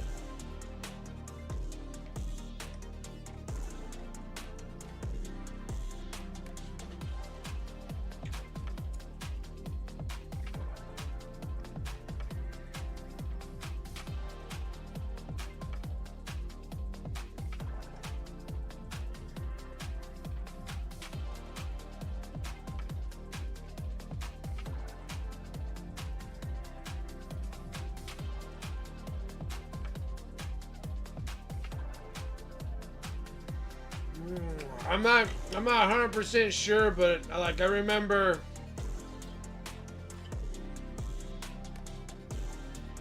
now if they put the what's that thing called?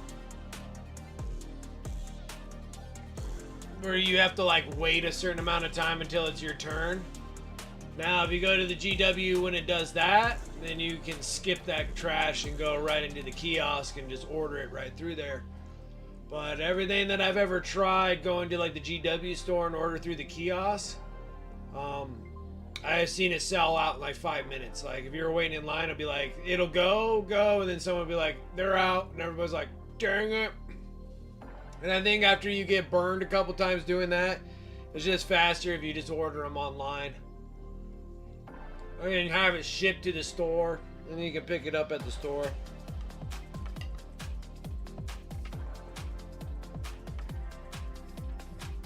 Yeah, the queue, thank you. Yeah, so when there's no queues, it's better just to order it online. If you're buying it from the GW store with no queues, you just order them online. If there's a queue on it, you go to the GW store if you're buying from GW, and then you just straight out get it through the kiosk and you don't have a queue to wait.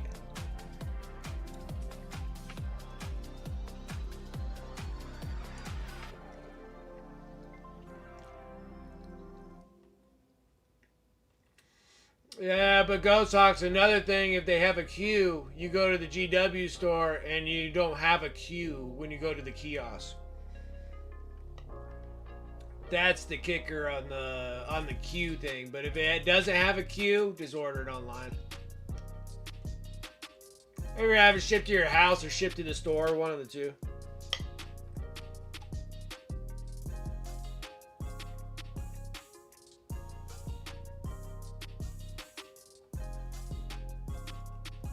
Oh, that's cool.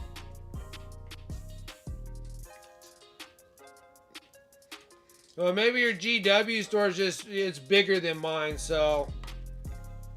Because my store don't do that kind of stuff. But mine's a small GW store.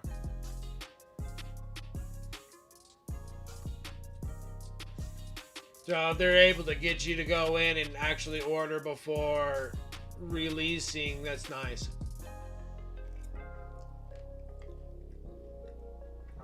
That's not bad then. But there's no way this GW store does it here.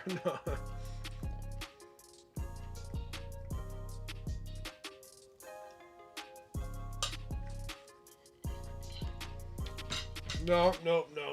That will not happen at this store. But that's awesome that they do that at your store. That's really cool.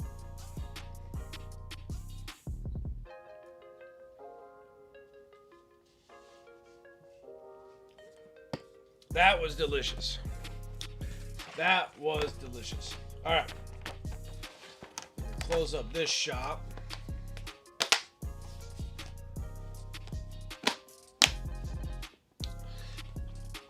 Put these off to the side. I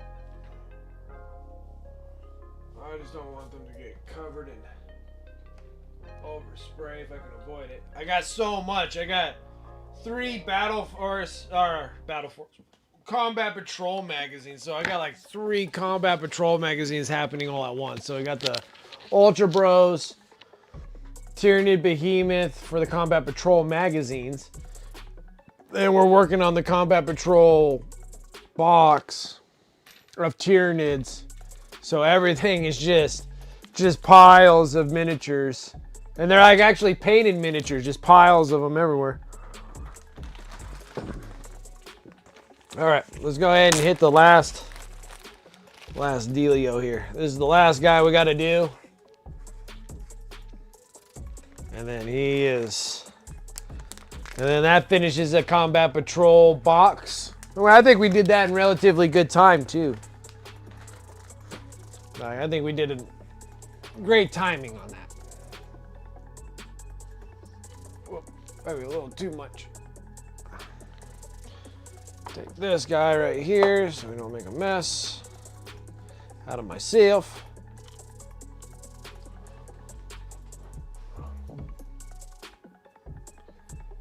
It's like starting 10th all over again. Yeah, it feels like it.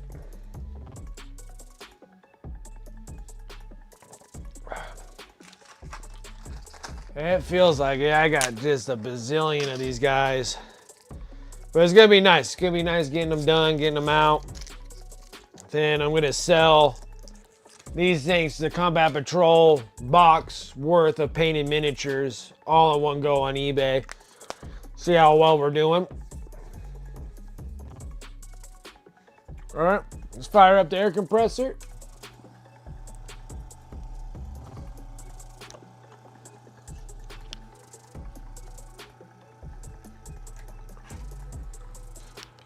Let's get this guy.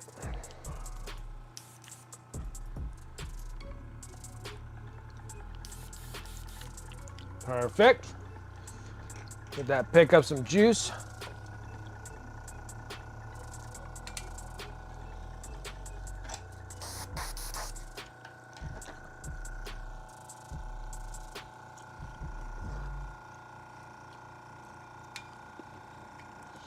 Changing my PSI because I was, ooh, that's still coming out hot.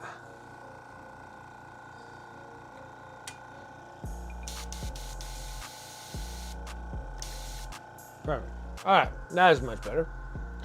We're gonna do our scale 75s. Trying to burn through all these reds. Or these 17 milliliter bottles, especially when you're airbrushing, just takes like 100 years. It takes me so long to get through them.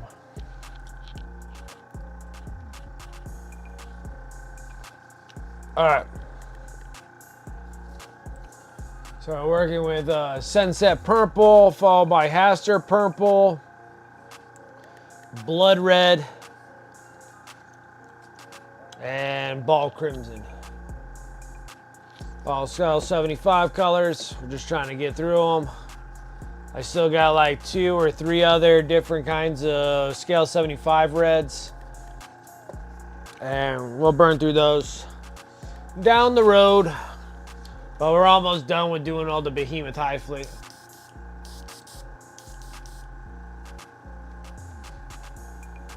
Are they becoming a pain in the butt to get them on?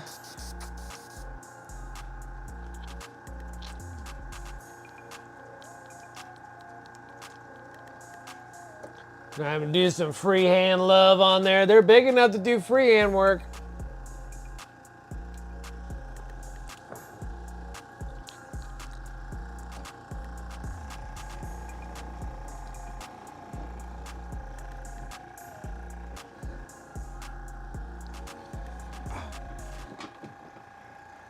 Gosh dang.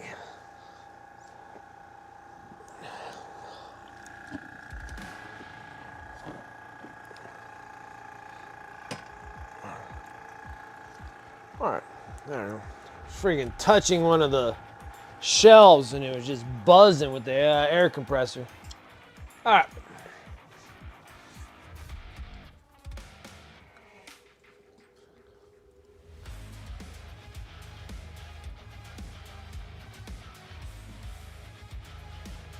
Just do the weathering.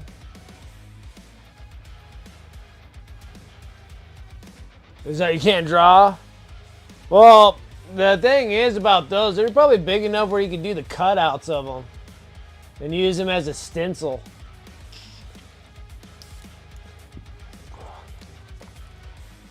Like I can't do it with the small ones, but the big ones, you can cut those suckers out.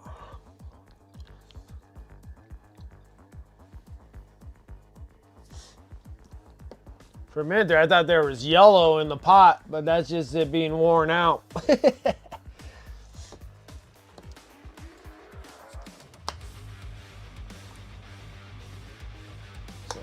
flow improver, some water, stinking stir brush.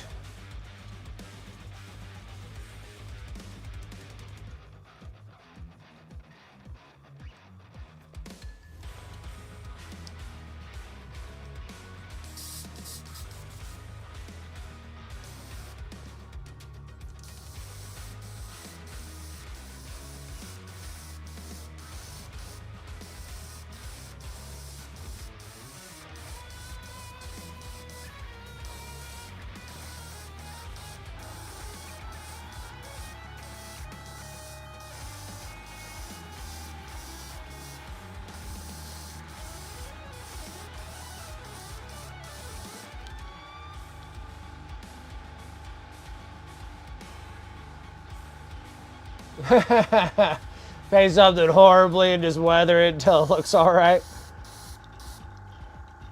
It's not a half bad plan.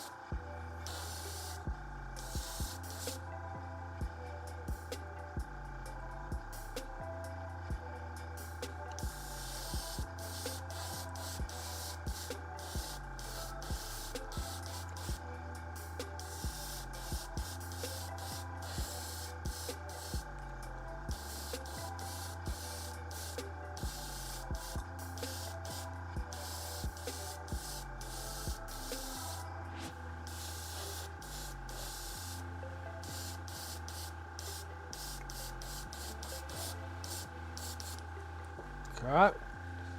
Sunset purple.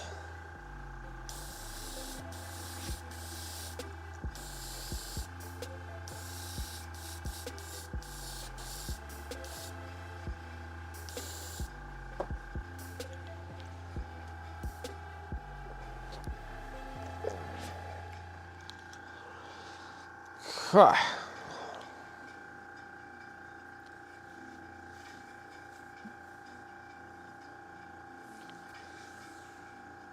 Oh, would they be making bigger stamps? Okay, that's not too bad of a gig then.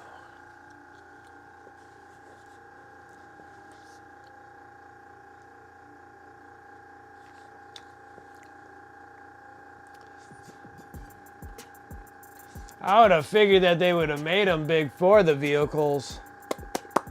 But they made all the small ones for all the infantry stuff, huh?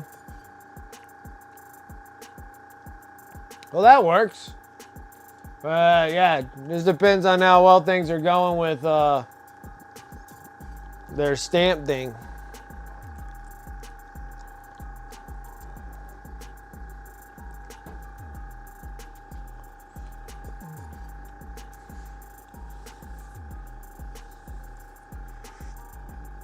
And then, like, oh, I don't know if you read the little announcement things that Mindworks throws out for Kickstarter.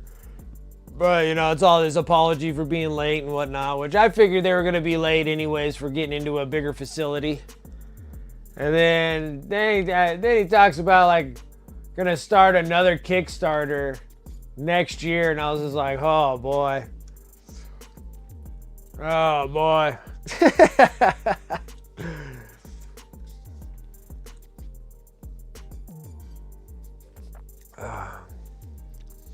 Another Kickstarter.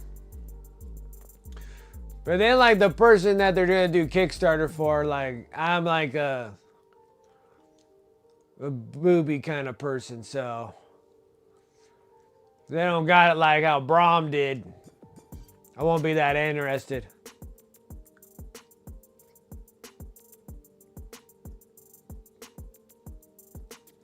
Yeah, definitely the next one will be bigger, just as long as they don't need to get into a bigger facility, and then we'll be running behind. But it seems like everybody that went up for bigger facilities, Game Envy did, and it took forever for me to get my palette and the light, and then that's because they went to a bigger facility. And then this one here, same thing, bigger facility, super late. I'm like, dude, that's a tough one. Where you got like so big that you have to like, it got such a big funding that you have to sit there and be like, whoa, we need a bigger place. And then doing it at the same time was crazy. But yeah, like the next one will be better, but I just don't know about the artwork. The artwork that, I forgot what the artwork was from. The artwork is from the guy that does all the mythology stuff. Like Galileo and all that kind of stuff. Which I think that's a real person, but it's like a bunch of Greek things.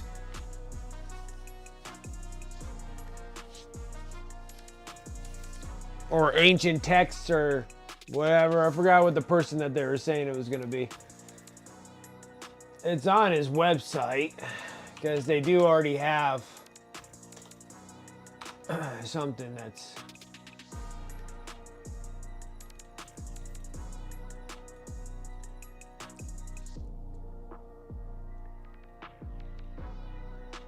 Donato Giancola. That's who it is. So they said that the other Kickstarter is going to be this guy.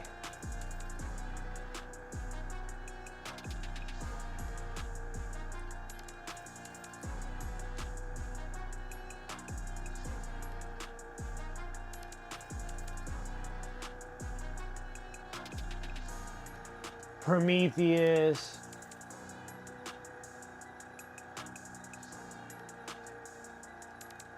Yeah, unless there's something that comes out like extremely impressive. And like, it's a little different. These guys, he does a lot of more of the, like the old mythology kind of things.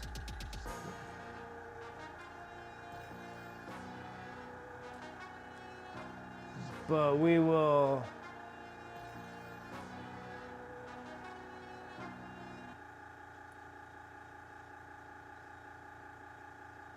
Because when they did Braum, it was cool.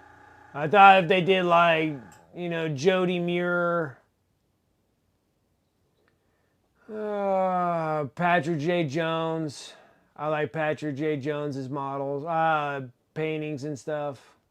These things are fantastic. I love them. And then Jody Muir, I like her stuff too.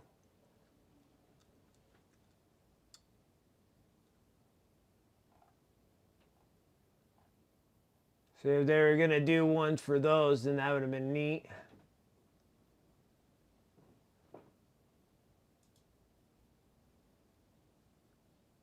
Laura's.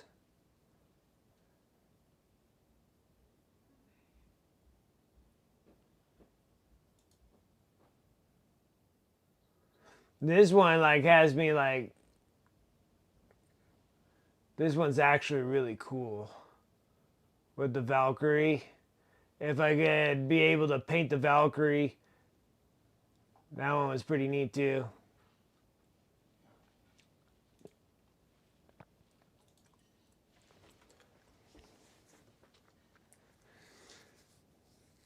Oh yeah, they're great sculpts.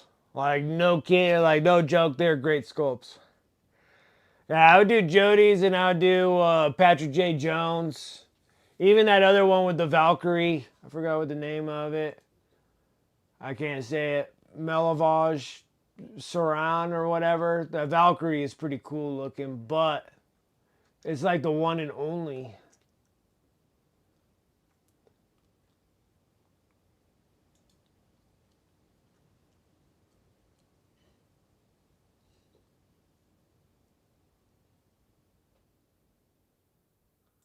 And that's if they start adding new artists or something like that to the mix. Would be kind of cool.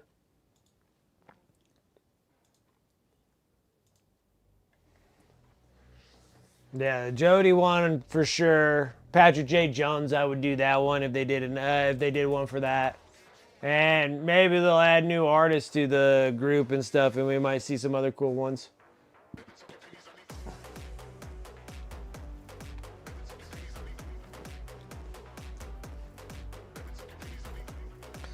Maybe I'll paint some weird looking canvas paints and get on board on that thing and get that. Cause I just like, I'm like, that's a heck of a Kickstarter.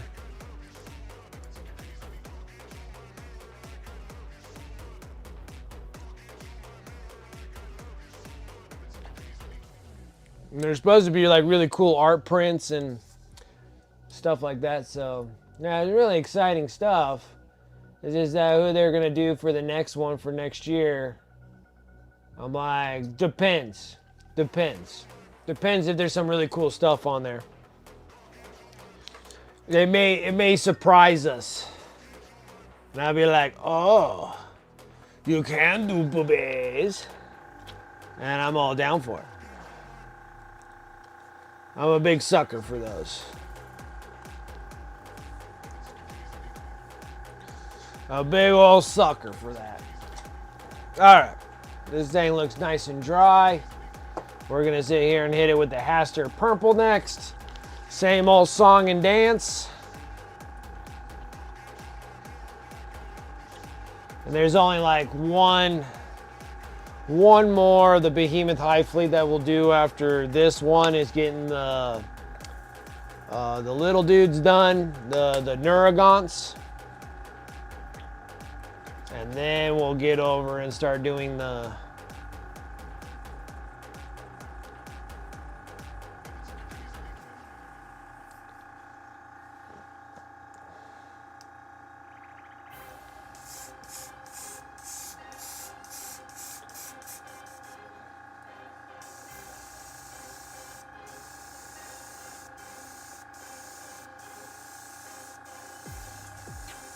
Light layers. Try not to hit it too heavy, if all possible, so it can dry a little faster.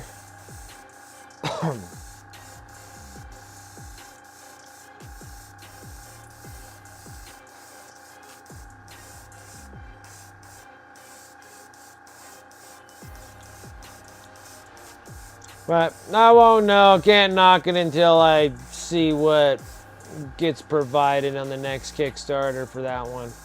Just such a great amount. This is a great amount of miniatures. That's a ton of freebies.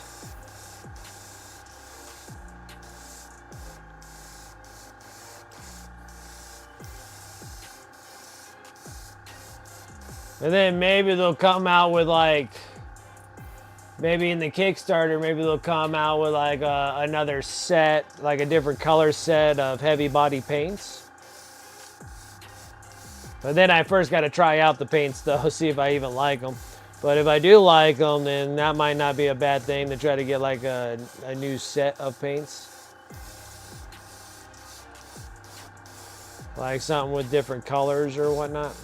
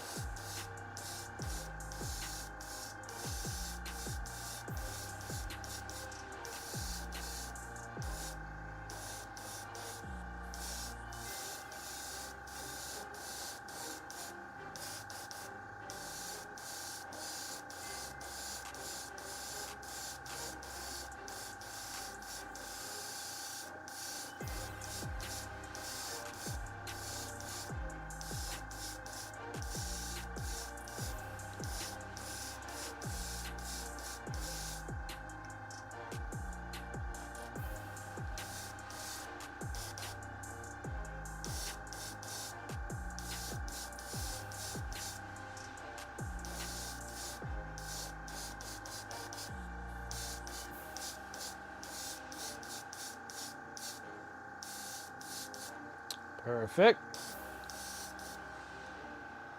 Haster purples on there.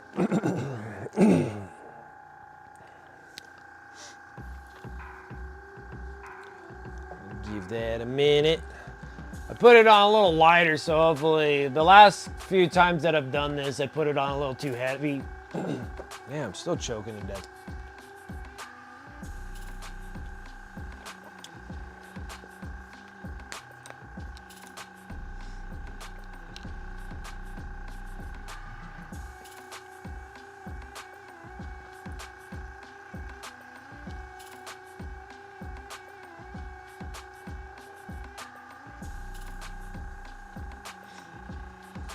But I definitely liked all the Braum stuff, though. The Braum stuff is cool.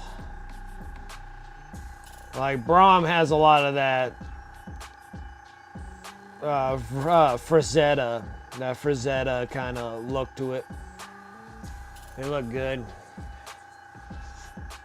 But yeah, I'm excited. I'm excited to see what all those minis come in a big, giant box. Probably like this big. I'll laugh so hard. I'll be like, really? You got everything crammed in this little box?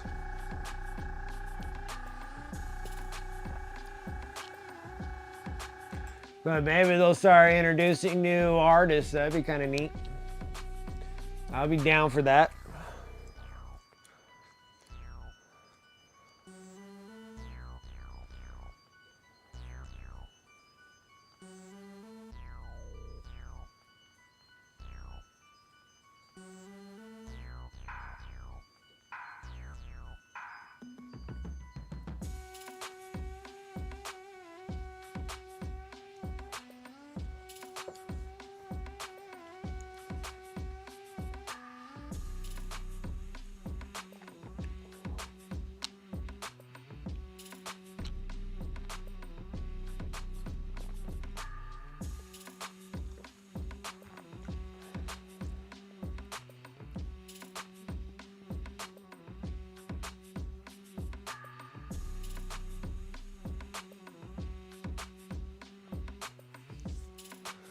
Oh, almost there. Get all the reds on here, and I might just call it quits for an early one because my stream has just been just crashing so hard on us.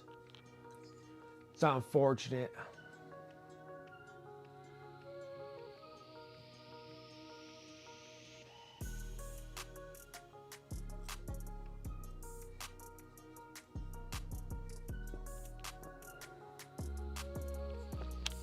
Oh, building. Got the oil wash done. That's to build the second Vindicator. Nice.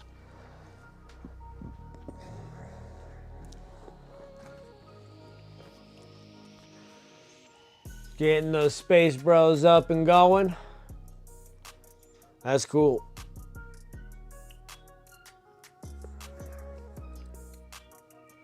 So now that this last preview is the Spearhead and the Beastman for Old World, now I'm expecting that next Sunday they will drop that the Kill Team.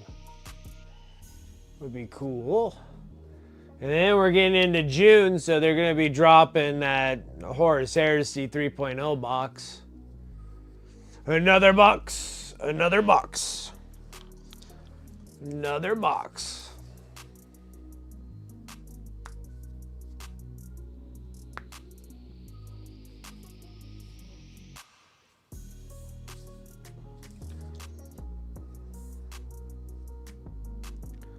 It's almost got a little spot right over here that's not fully dry.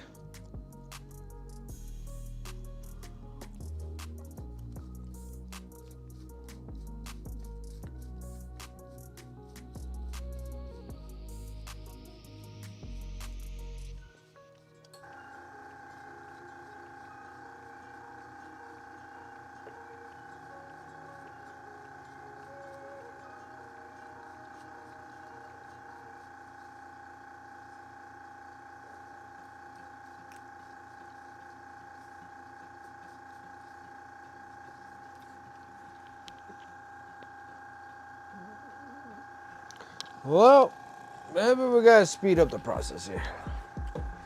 Man, I got one of these for a reason.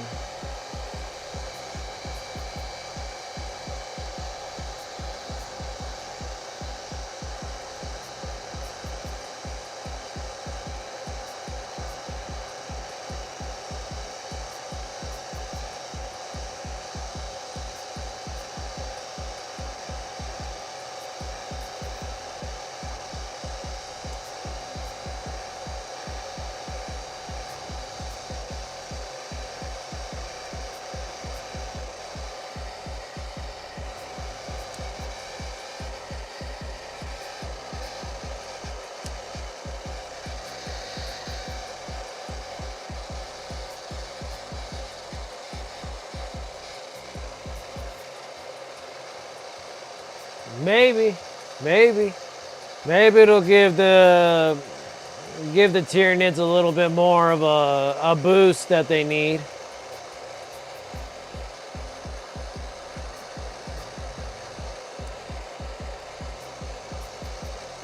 It's like I definitely excuse me. I am like dying. I like what they're doing in 10th edition on how they're like kind of updating the detachments.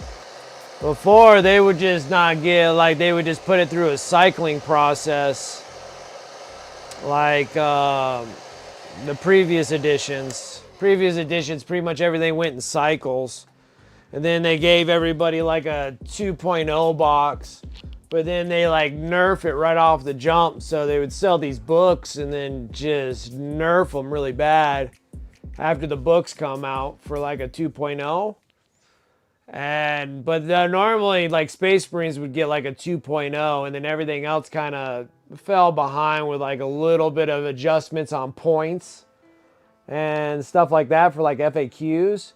But I definitely like what they're doing now in 10th edition is actually giving like another detachment that actually gives it another like boost in, so you don't have to buy another box or another book or anything. So they just kind of like, here's a new detachment to make things a little, to kind of bring them up in the meta a little bit better Instead of just kind of, we did it and then forget about it until next edition, and then we'll raise it up and then nerf them all down and not actually go back to them. So I kind of like how they're doing what they're doing right now. It's just like, okay, here's the new set of cards or whatever that gives a little bit of boost of detachments. And I like them adding new detachments instead of just fluctuating points or whatever. So I do like what they're doing.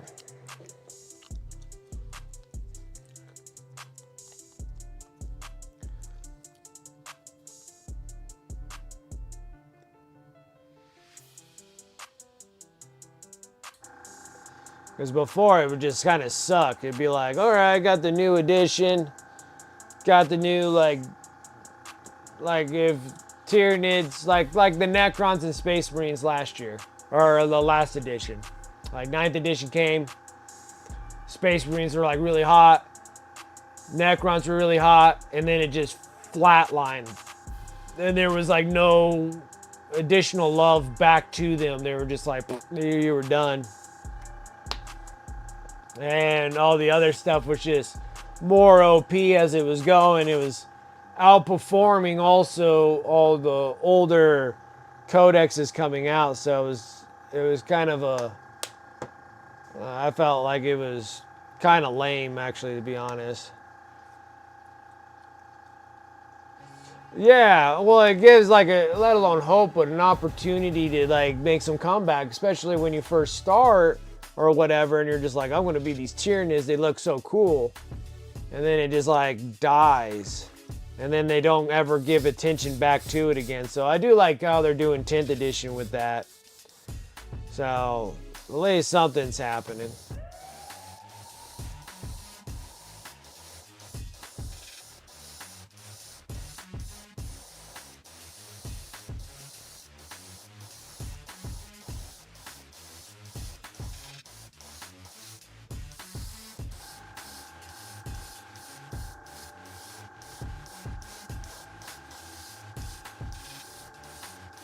Like, they're just not forgotten like previous editions that they did. So it's been pretty nice.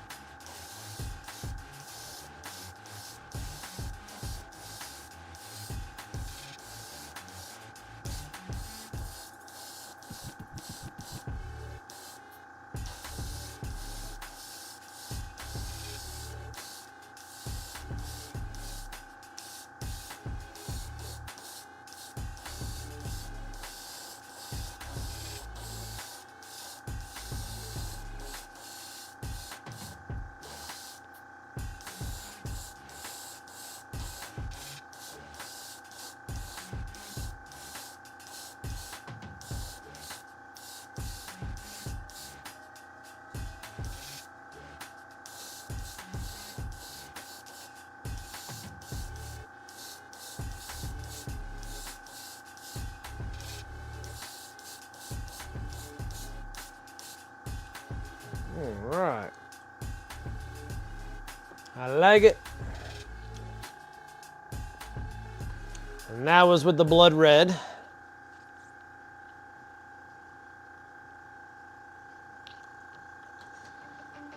Yeah, but I always find it like, it always feels to me like everything's like a 1.0 and then a 2.0, like they'll start adding stuff to it. Like Space Wolves Yeah, they reduced the number of what's going to be in there. Possibly, we'll see what happens. Once I can get my hands on it, I actually like to kind of peek through the codex real quick just to see like what's there and what's not there for Space Wolves.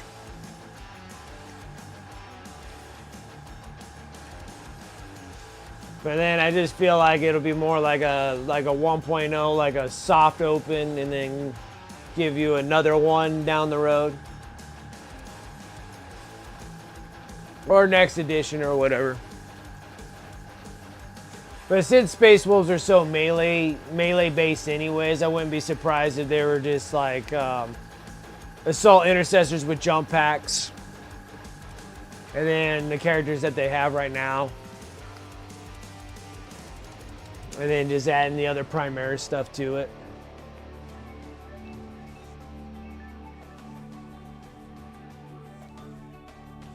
And then like Emperor's Children, like removing stuff from Emperor's Children, I mean, there was really nothing for Emperor's Children to begin with, so it's definitely a lot more than what Emperor's Children ever had. Like all Emperor's Children ever had were upgrade sprues for Noise Marines, like that's all they had.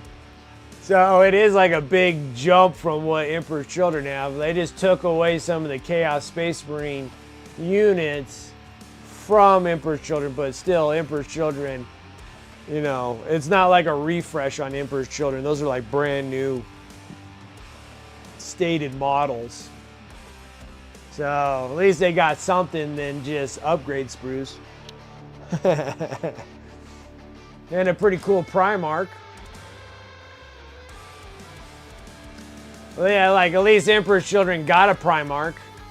Space Wolves, I thought they were gonna drop a Primarch, and they didn't drop a Primarch, so it might be going still to this day with no Primarch.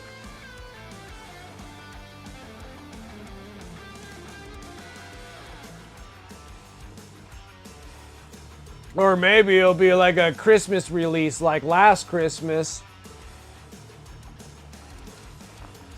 You know, when you got like the 24 days or whatever of Christmas, and they gave you something every day of what was happening, whether it was like detachments or whatever. And then on like, I think it was Christmas Day, and then they showcased Fulgrim last Christmas. So that was last year, and then now Fulgrim came out a little later this year, right? So maybe I'll have to wait all the way until Christmas, and they'll be like, here's Leman Russ, and then you're gonna get it for next year or whatever. Something like that. Maybe. There's a bunch of maybes and could be's, I guess.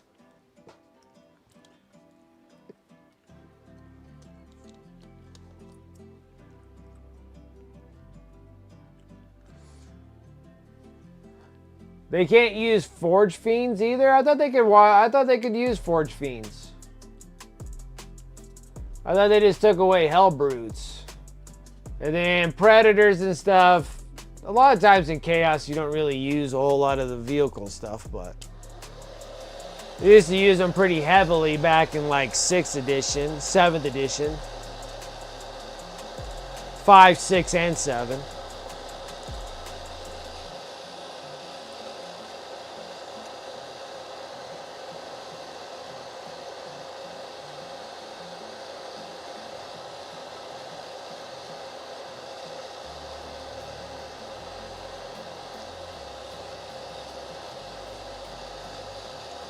I mean, you sent me that list, but I forgot already about the. I thought they could have Forge Fiend, Mauler Fiends, but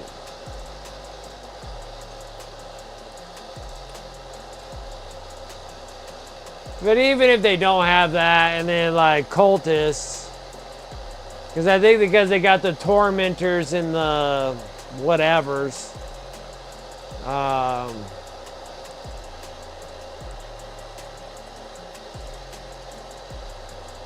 I think they got to really cut back on the Emperor's Children because I think that they're going to be super nasty.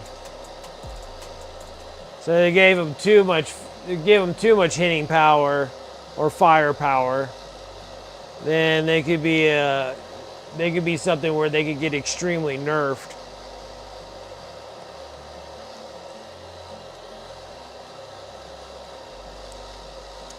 So I think mostly how I see it for Emperor's Children is that, you know, you can get upset about not having certain demon engines or whatever in your unit, but I think I'd rather take that than have everything and then everything gets nerfed like hard. Like they just crack down on it, like just everything gets halved, you know. Like, say like your Noise Marines get like an X amount of AP when they're shooting with their Noise Marine cannons or whatever.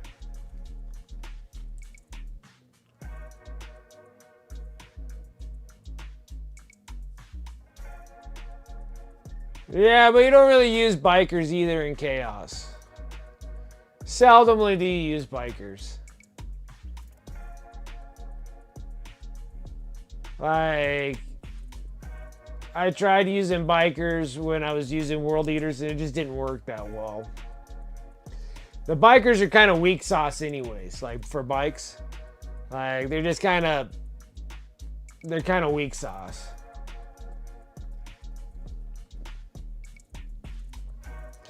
Yeah, and like again, it's just that like Predators, they have a little bit of firepower. And I think the Emperor's Children have a ton of firepower. So I think they're okay in that aspect, but it's probably better to keep limited a limited amount of models than having the whole thing just nerfed out on you. And then the worst part is that if you're using like demon engines, hell brutes, and stuff like that, those things get nerfed because of the Emperor's Children, and then it nerfs all of Chaos.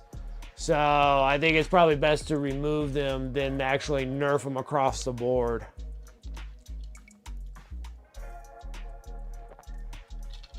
Henceforth, that's probably why they did that. Yeah, because I'm like, that would happen if they were able to have all of that.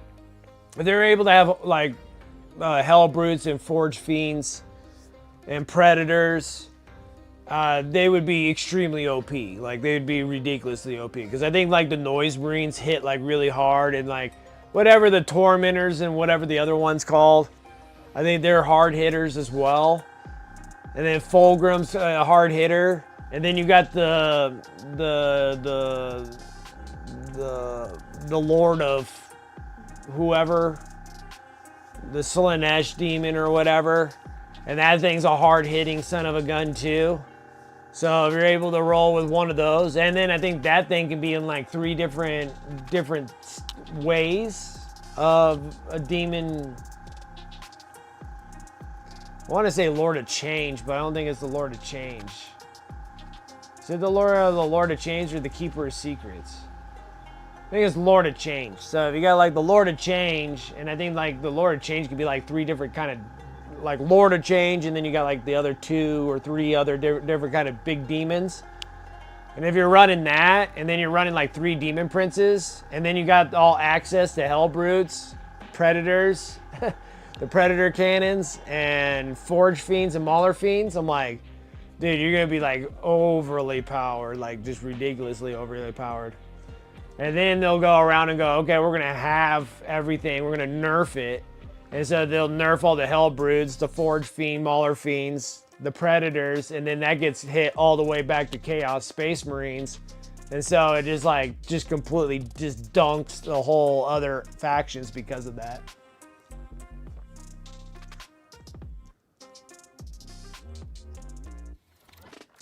But are the other Chaos Legions Chaos Space Marines? Not the other gods. If you have a separate codex, you don't have access to Chaos Space Marine stuff.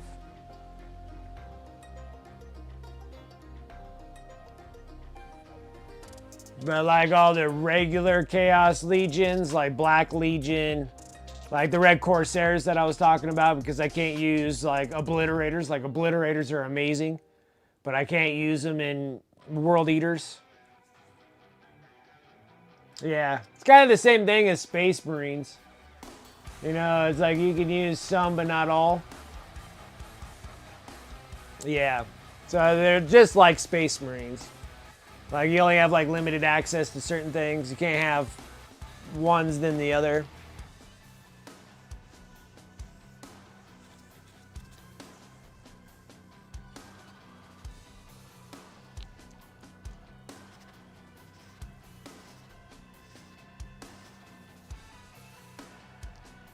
Kind of like Dark Angels can only use like Dark Angel stuff, and like some of the battle line things of Chaos or for regular Space Marines, but nothing very specific.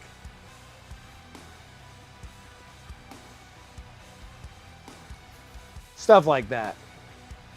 I think Space Marines have a little bit more leniency than Chaos does, because Chaos can get Chaos always seems like whenever Chaos comes out for Chaos Space Marines, they're always OP.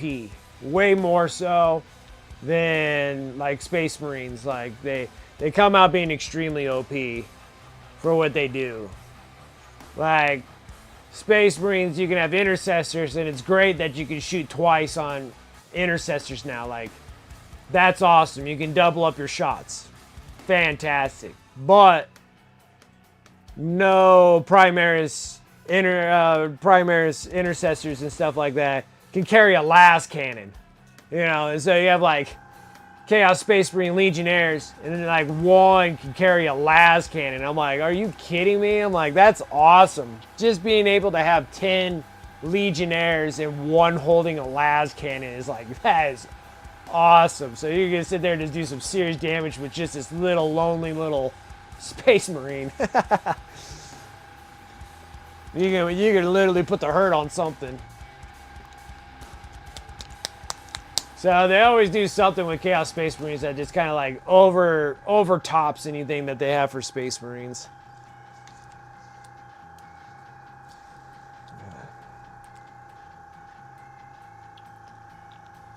All right, now we're gonna go into some Ball Crimson.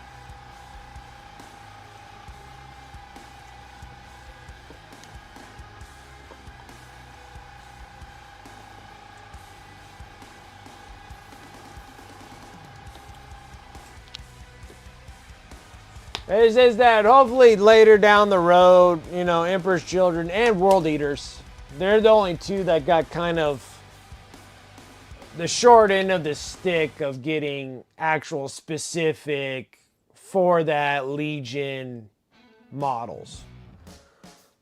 Because like 7th edition, when they released like Thousand Suns, I mean, they got their own Terminators, they got the Zangers, they got all these sorcerers.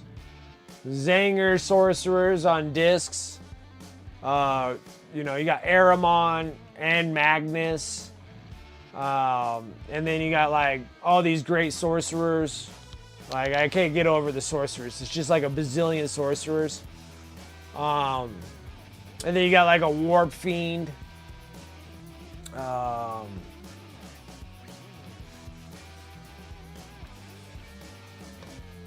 And they just got like this like great opening of all these miniatures.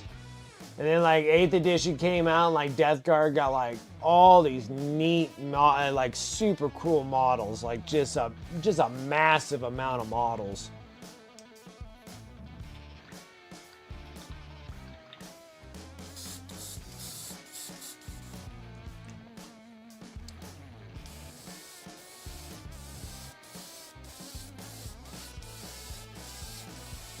And then like World Eaters came out, and they're just like, we're gonna give you like 4 new units and a refresh on the Khorne Berserkers. And we're gonna give you a bunch of cultists, because they're very cultist specific, I guess, for World Eaters. For some reason they made them that way. Still don't know why they made them that way. But we just got, this World Eaters just got a lot of cultists. And then I think there's still going to be like more coming for Emperor's Children. Because they didn't make them cultist bound like World Eaters. Like World Eaters are very cultist bound. Thousand Suns or Death Guard are very Terminator bound, and then Thousand Suns is very Sorcerer bound. And then I think the whole, you know, the Slanesh stuff will be more. Emperor's Children will have more all about like that noise and music and whatever, so they'll probably get a few more models.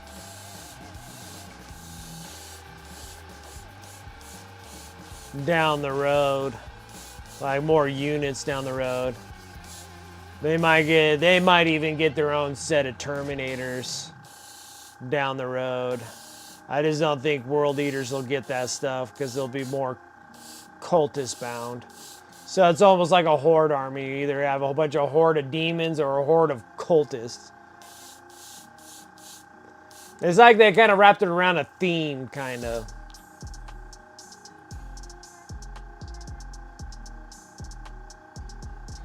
Yeah, a bunch of bodies and they're super cheap. Like you guys got scouts, but even I think your scouts are kind of pricey. I don't think they're like necessarily cheap.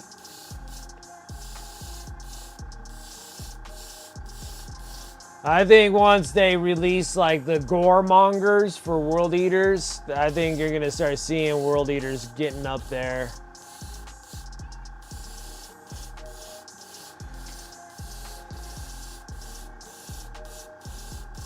But then, like, World Eaters are very melee based, so they didn't really have any firepower. So that's why they have access to, like, Predators and Mauler Fiends and Forge Fiends, I think. And then, like, Hell Brutes and stuff, because they just don't really have a lot of firepower.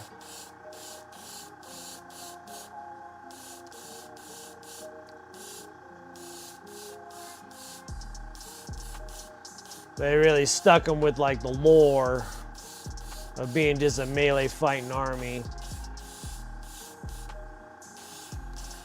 And then Noise Marine, Emperor's Children are more all about like sonic weapons and slicey blades. Precision.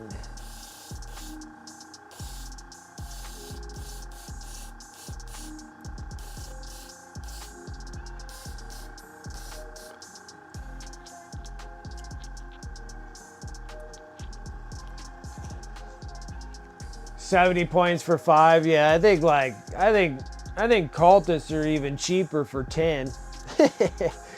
They may be 100 points for 10. Maybe. I think they're super cheap as well.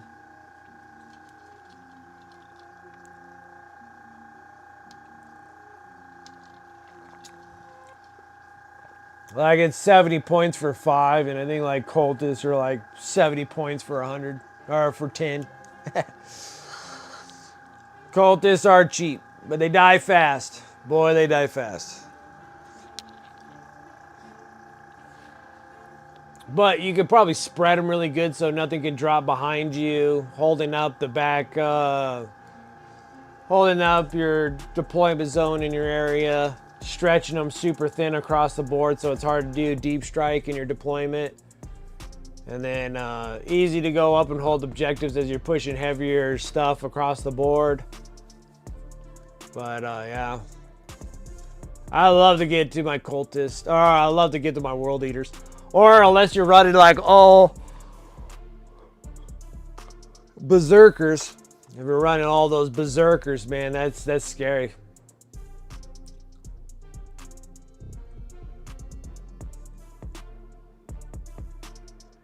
Yeah, just to screen it out home zones. Like, they're super cheap. You could have 10 of them. You could stretch them, like, long ways. Keeping it, like, you know, within 9 inches from the edge of the board and 9 inches ahead of you. Stretched super far apart from each other. I mean, you can almost stretch across the whole board. With just, like, two units of them. Just sitting in the back, just stretched really far apart.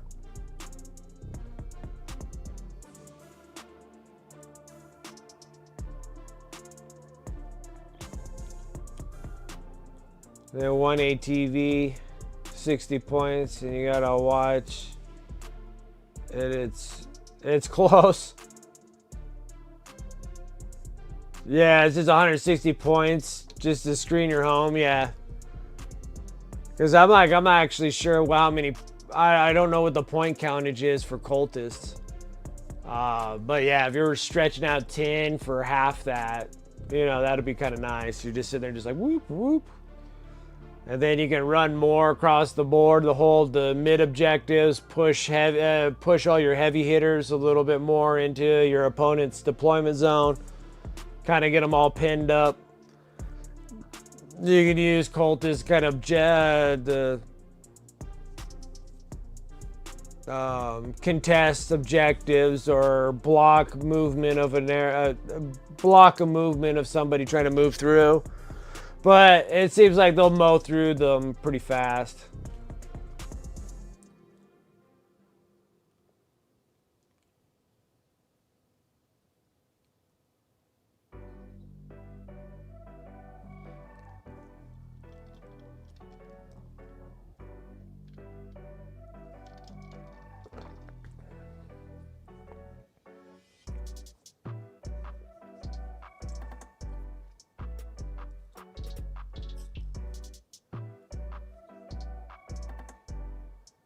I think so. And then I think you could probably put them with some sort of cultist leader and it gives them like a buff on their objective secure or something like that. So yeah, the contest objectives with 10 when most people are running like a unit of 5 of something. So easy to contest objectives. But they're really easy to remove off the board too. It's not like they stick around, they disappear pretty fast. But yeah, normally like when I was running World Eaters, even back in 8th and 9th, you know, I was running like 60 cultists. Like 60 cultists. And then I was running like 30 Khorne Berserkers, 3 Rhinos. So I think the Rhinos at that time could hold 10, I think.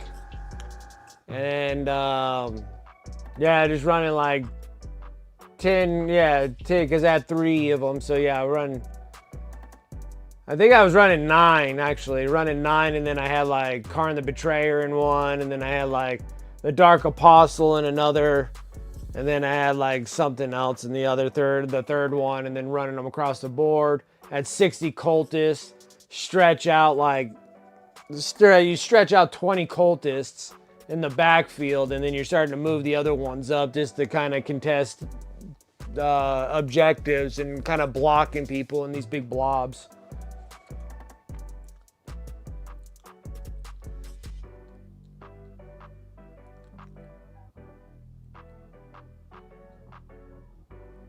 Oh, very true. Yeah, it just depends on how many attacks you have. If you only have 3 attacks, shooting out of a weapon, then you're only knocking out 3 cultists if they go through, you know? And so, yeah, I can see that being tough on like heavy hitters.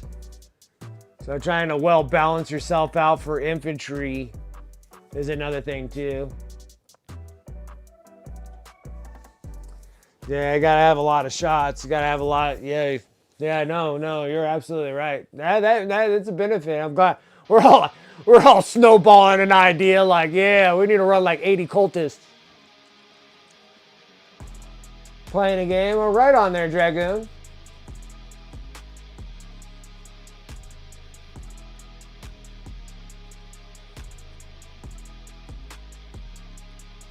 Let's see your orcs. You say BT, is that Black Templars 95 to 26? That's awesome. Or you say Black Templars 95 to year 26? I'm confused now.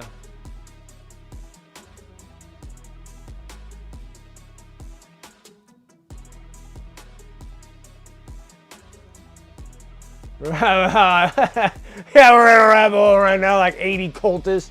I had one too for the sisters. Okay, so you won. Okay, 90. Wow, that's great. 95 to 26. Boy. Orcs put a whooping on it.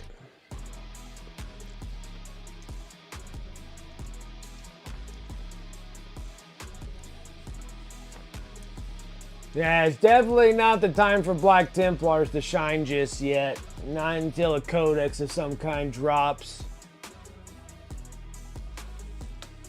Having that singular detachment for Black Templars is still a little weak on them. Quite a bit weak on them, I gotta say.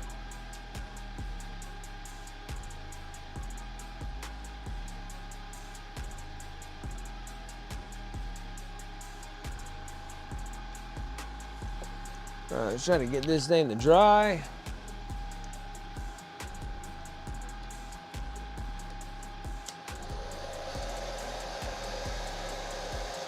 This is Albrecht squad and the other big squad of his.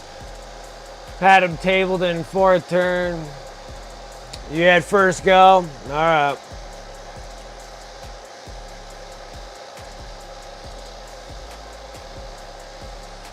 Wow, you only lost 600 points, huh?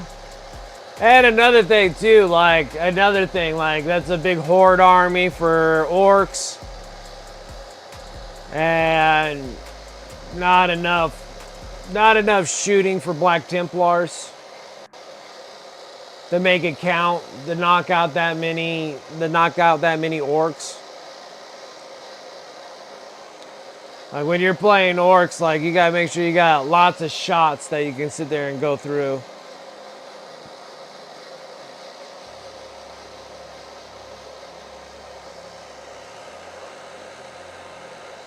Oh, man. The Sandman hit me in the face fast. I don't know. Well, if I can get the red done, then we'll be pretty far ahead already. Then I might just bounce out because my internet's just trash. I can't believe how many times we already dropped.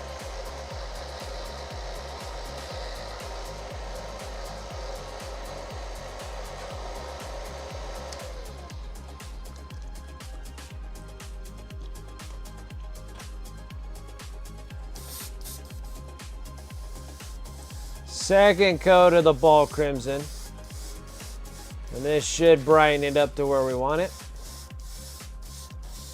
I'm going to put it on a little heavier because I think we're going to stop right here. And then we'll pick it up on Friday for the end of the month. So we'll have the whole giveaway. I added the Leviathan. I added one of these winged Tyranid primes to the prize wheel deal.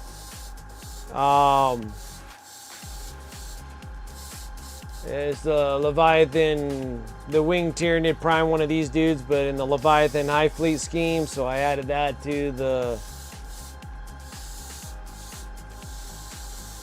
giveaway display case there.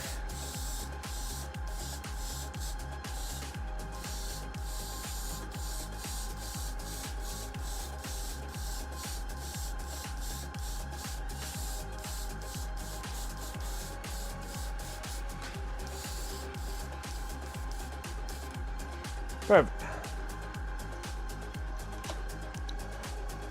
This thing needs to go in for a wash.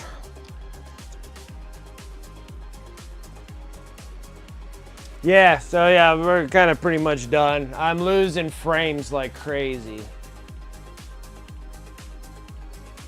I mean, it's been an hour since then, but taking my speed test, I'm like losing it. Once they start dropping below 20, I'm gonna start failing miserably.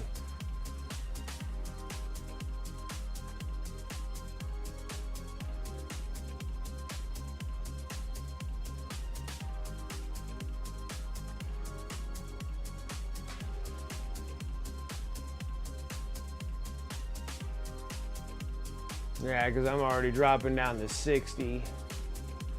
Like barely hanging on, still streaming. So long as you're up above 25, like 20, you can still keep a steady stream. But it's when I'm actually keep on dropping so badly is what's becoming ridiculous. But not bad, guys. Like this is the last model that completes the Tyranid Combat Patrol box. We just finished up the Barbgaunts. So I brighten it up extremely bright, and then we wash it completely down. So you can actually wipe some more of this off, actually. I'm looking at this a little bit more. Get some solvent here. Looks like some just kind of settled in and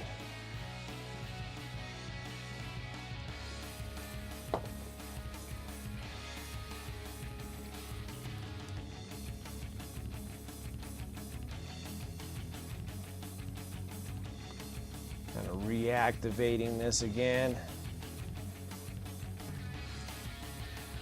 Pull a little bit more off of here. There's just too much gunk on the tail here. So we're gonna reactivate the oil.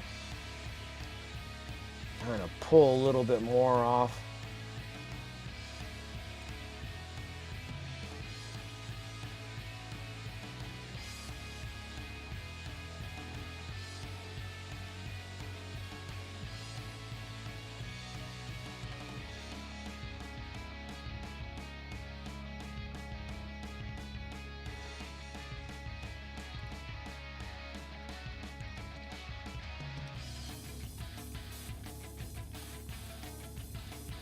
Let's go through each one of these real quick.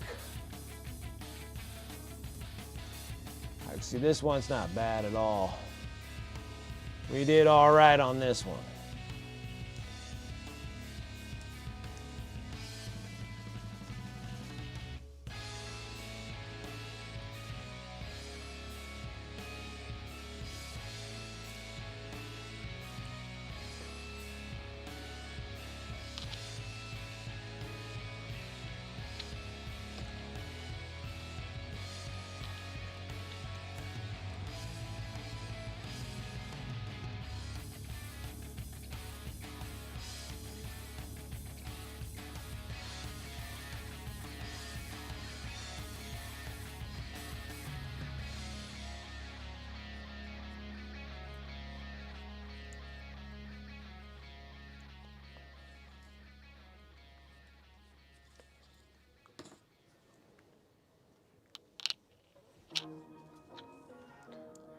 Yeah, this one here, it did the same thing.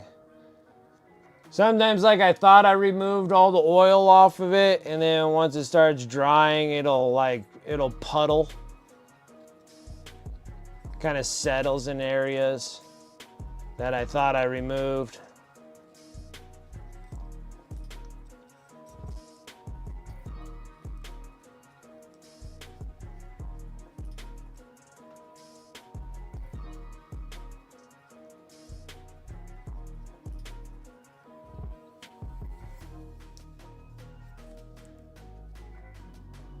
Perfect.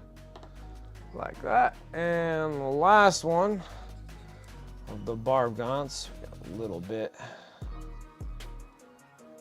Not too bad. That's 2 out of 3. That wasn't terrible.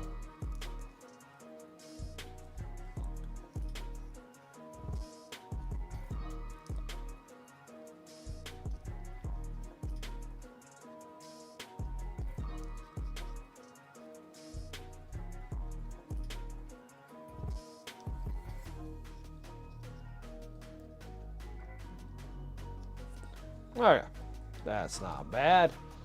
Not bad at all. All right. Oh no, just drop the cap. Oh, at least that one was an easy find.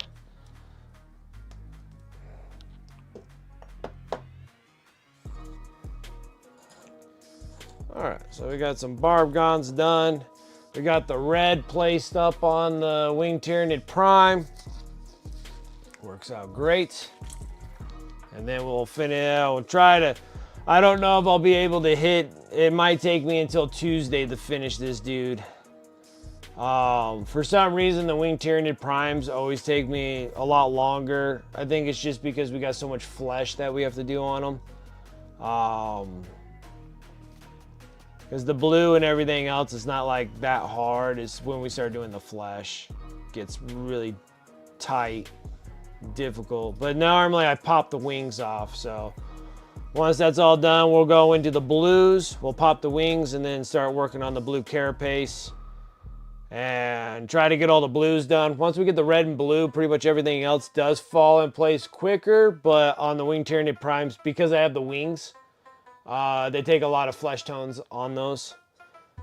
So they take a little bit longer than usual. But I'm going to call it quits here, guys, just because my stream is just crashing hard. And my modem keeps on acting weird, so I have no idea what's going on.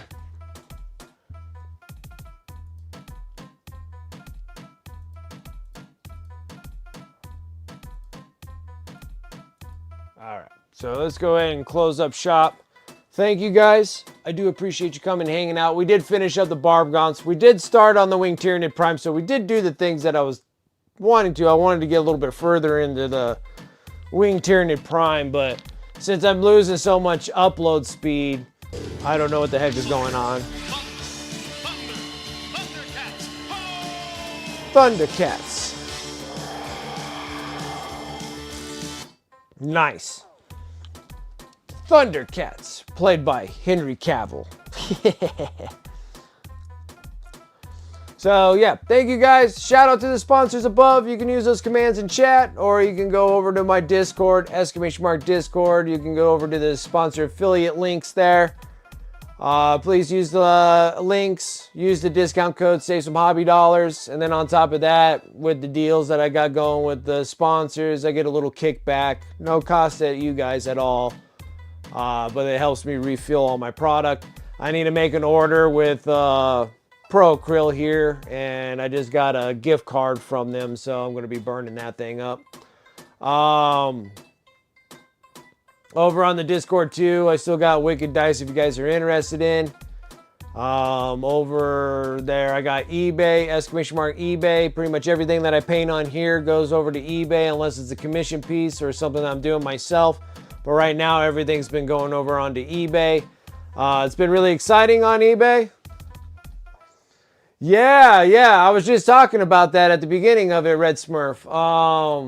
Yeah, they're, I guess you would call them medium body. So they're medium body paints. Because he says it's not a soft body and it's not a heavy body. It's in between both. So I guess you would call it a medium body paint. With $7 a piece for our 30 milliliters of really high pigmented paint. So I'm interested. It'd be kind of cool to actually pick it up. And then if it doesn't work that well for like miniature wise, because you're gonna have to treat it like an oil paint, so you're gonna have to thin it down. So it's gonna take that process of thinning down.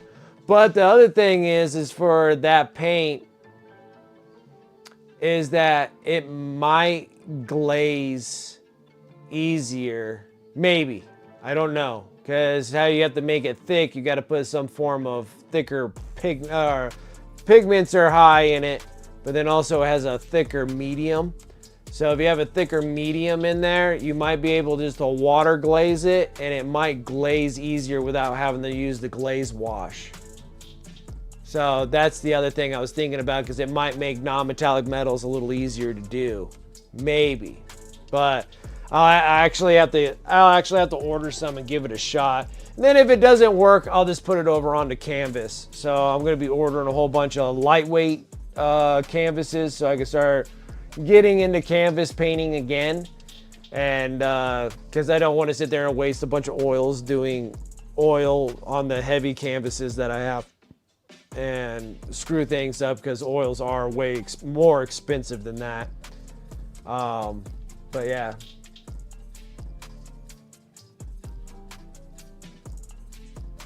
Well, yeah, well, scale 75 are the heavy body tubes, but Pro Acryl just came out. So you like the heavy body tubes? Are they 30 mils? Are they 30 mils or 20 mils?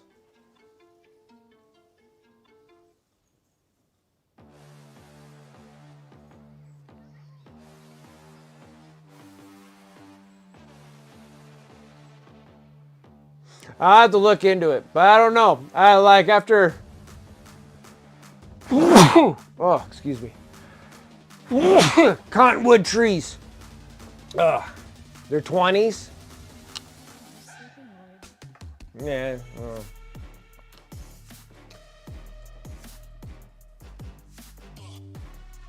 20 mil tubes. Yeah, well, it's like I'm trying to get rid of all just the regular miniature paints, but I do like their flesh tones. And then, I don't know, it may or may not. But then we'll see with the mine works, because we're going to get heavy body paints from them too. And then get some medium body paints from Pro Acryl, which that's a handful of paints for $100. That's not too bad.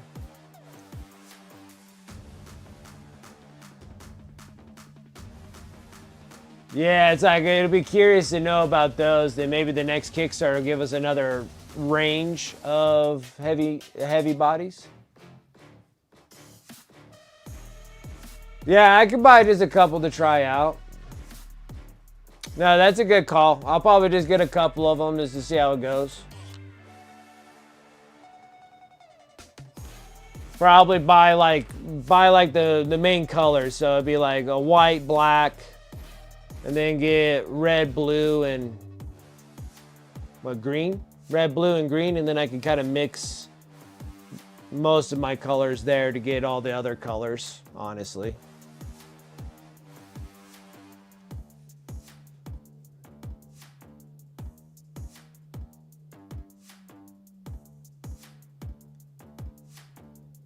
Why I use them then? Why would you be so much better?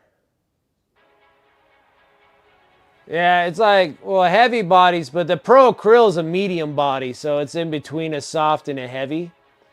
So if you're going to soft to heavy, so you're going to medium base. So if we're going medium base paint, it'll probably be more. I'm just curious to see if it would actually glaze better. Because if you try to glaze, you can't glaze with Pro Acryl without the glaze wash. Like, you can glaze, but then it turns chalky. You have to use a medium glaze. You got to use that the glaze wash medium into the Pro Acryl paints to actually glaze with them. I'm wondering if those body paints, the medium body paints, you can actually glaze with them a little bit better.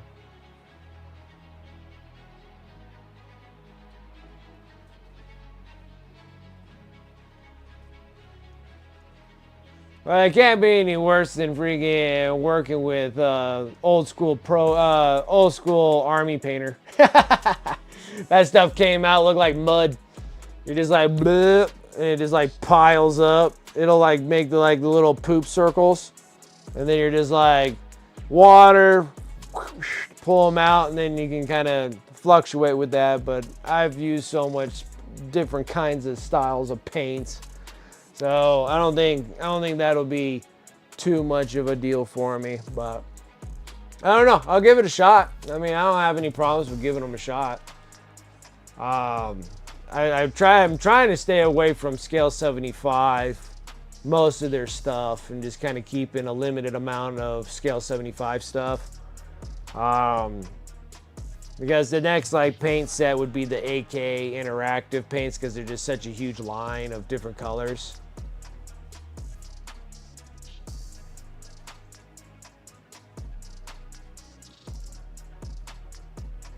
Yeah, it's like you could use it for the busts and everything else, but yeah, it's like the heavy bodies work. I think it's just more like how you would use them and what applications are you using them for. Yeah, you're just suggesting the Scale 75 for the heavies, because I kind of want to try the, I forget what the name of it's called, but I think those are oils though. I think they're the old belongs, but I think those are oil paints. I don't think those are acrylics. Anyways, there was another acrylic tube paint that I wanted to try, but I can't remember anymore. Like, I just can't remember. Anyway, so where were we at? Yeah, those are from the AK line. Yeah.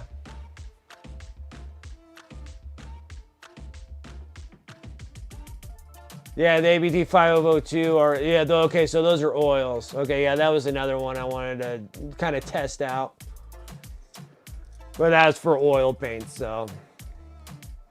And then, like, I still like everything that Wapples have suggested for oils. Just,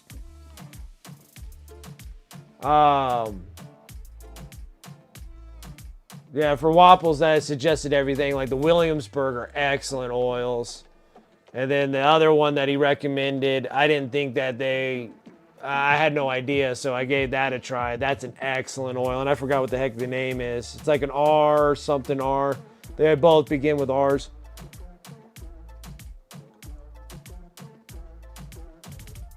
Does he use a lot of scale 75? Yeah, but then he uses a lot of he uses a lot of Games Workshop paints too. Like that's like his go-to for non-metallic metal golds. Like he just goes straight XV88, Morn Fang Brown. The only thing that he changes is his white and his pale yellow or his ice yellow. And I think he even uses a scale 75 or a Vallejo for that. But yeah, I think it's all just the consistencies and what works for you, honestly. XV88, yeah. So like, you know, there's always little something that every company has that's kind of like a favorite that you would go to. Like it makes sense. So I don't have any problems like using something if it's gonna create something that I'm like looking for like either an effect or like a glazing process. Or the other cool thing is, here's another cool thing with the tubes. That medium body one probably gives you excellent wet blending. Like, and then like heavy bodies can give you excellent wet blending. So that's another thing to actually work with too, is because it doesn't dry as quickly. Not as quickly as the thinned out paints. The paints that are thinned out, they dry faster, which is excellent when you're trying to move along and pumping out a lot of miniatures. But when you start getting into tubes, you can start wet blending. And like wet blending is like excellent for non-metallic metals, for transitioning from dark to light colors, giving that texture effect from heavy bodies, giving like texture effects and stuff like that. They're excellent for those things. So like there's a ton of like different kind of effects you can have for different kinds of thicknesses of paints. Yeah, like glazing and blending without having me to add extra glaze wash into the paints, and that's what I have to do for Pro Acryl, and I have to do it for AK Interactive. In an AK Interactive, same thing. It gets chalky. The only ones that you can actually kind of glaze with and I haven't tried the Fanatics for glazing because they did put a higher pigmentation and they changed their medium, so I don't know if it actually glazes like their old stuff did, but their old stuff glazed amazing. Like you can transition glaze with their old stuff because it's so thick. Still, you can do a little bit of wet blending with the old Army Painter stuff. But yeah, there were some perks to the old paints. A lot of people are like, oh, we're tired of watering them down because you want to do that, you know, assembly paint job and actually having the models all dry so you can work on the next step. But when you're trying to achieve certain kind of techniques and styles on there, it's kind of nice to have a little bit more heavy bodies, more thicker paints for that matter. So yeah, it'll be interesting. I like to actually try a few colors. Would be not a bad gig there. All right, so what we're at were the announcements. Let's see here. I did the eBay, so everything going on eBay. Make sure you check out the eBay store. Very exciting for eBay because now I got a top rating selling on eBay, which I didn't think I was ever going to hit that. But I think that changes from month to month. So, but this month for now, I got top rated seller, so that's always nice to have. That helps out with the full face value charges. Fees, it cuts down on my fees, so that makes things nice. So make sure you check out my eBay store. Everything that gets sold on my eBay store is helping funding for the YouTube channel. Right now I'm working on the Combat Patrol magazines, which that gives me like hundreds of videos and tutorials, which that's excellent. And we're doing 9 different armies. That's what I like about the Combat Patrol magazine. So it's giving me a ton of videos to put on YouTube. And on top of it, doing the mission plays, which me and my son have been having an excellent, super fun time doing that. So I already did all the recordings, editing, and everything over the weekend. So I'm already stacked, scheduled all Sundays all the way until the 1st of July. I think by the time I get to July, I should be able to drop videos Saturday and Sunday all through the month. So that'd be really cool.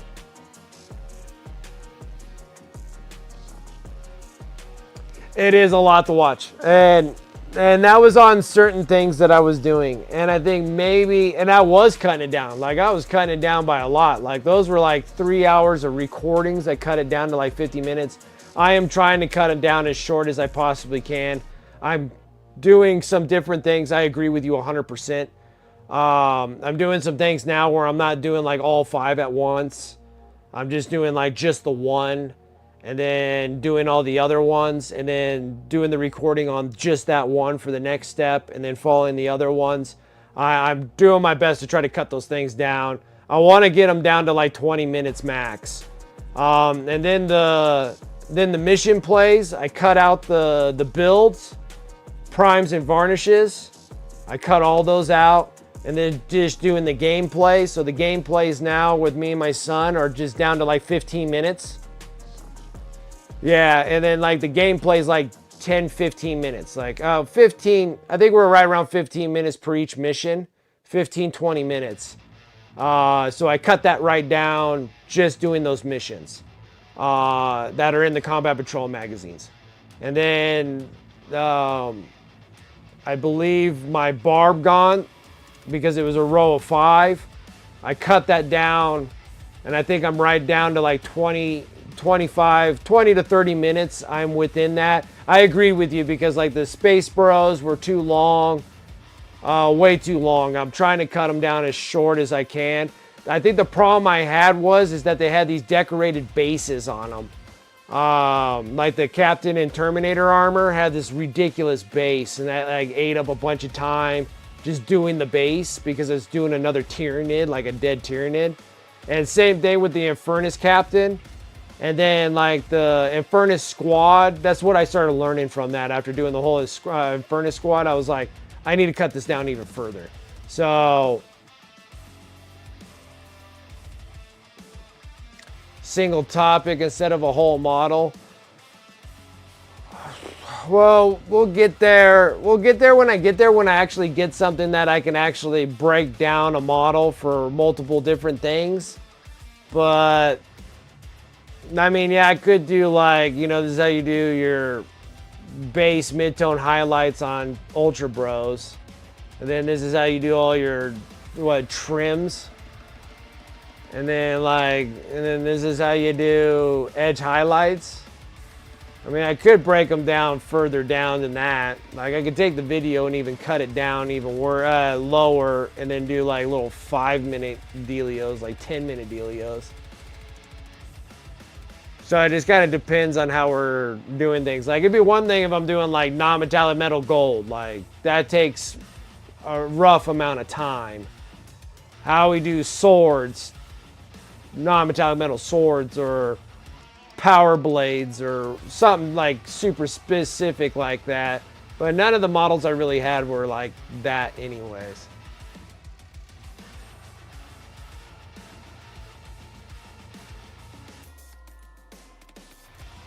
Well, the one thing was I got a bunch of, like one thing I was doing voiceovers. And when I was doing voiceovers, a lot of people were saying like, you can just cut out the voiceovers. So I just cut out the voiceovers and just did the monologue.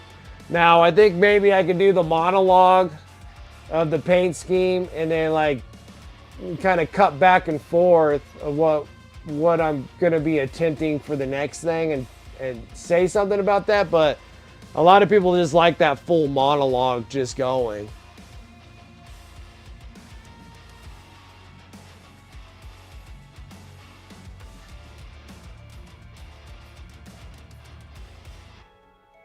Yeah, because like last time when I was doing my original videos, I was I monologued, I did the monologue and then I voiced over top of it, and they're just like, you don't have to talk through the whole thing. You're just showing what you're doing, and that's good enough for a lot of painters. Just like, what color was that, and they carry on. So long as I'm showing the color and moving on, it worked good. Like the Winged Tyranid Prime got quite a bit of views, and that was just a flat out monologue.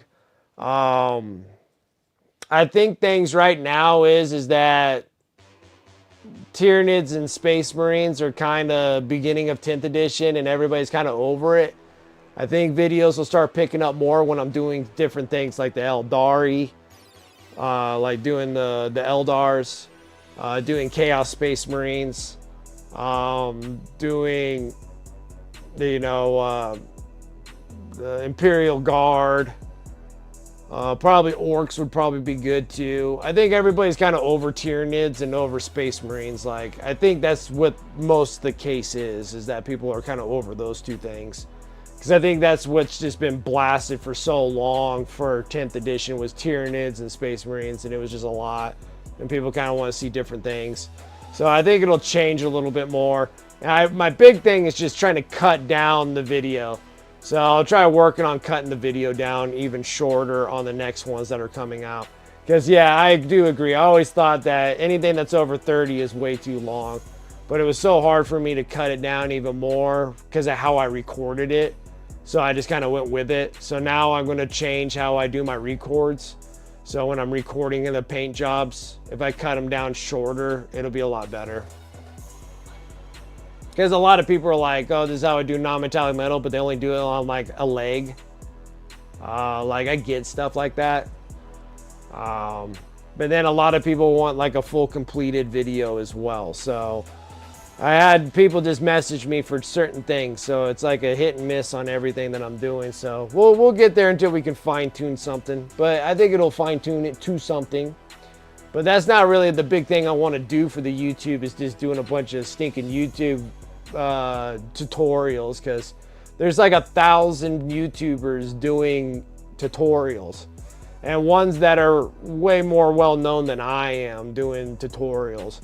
So the thing I want to get into is trying to get these things sold so I can start working on building the still motions and building those cool tables and everything else, and start doing the actual recordings. That's like my main objective, is to get to that. Would be nice. So just working slow and steady is going to win the race. But I get it. Like, I get all your guys' point of views are absolutely correct, but we got to find a medium between all of it, because I have people that don't want the voiceover, and I got some that want me to cut in and do voicing. So it's kind of,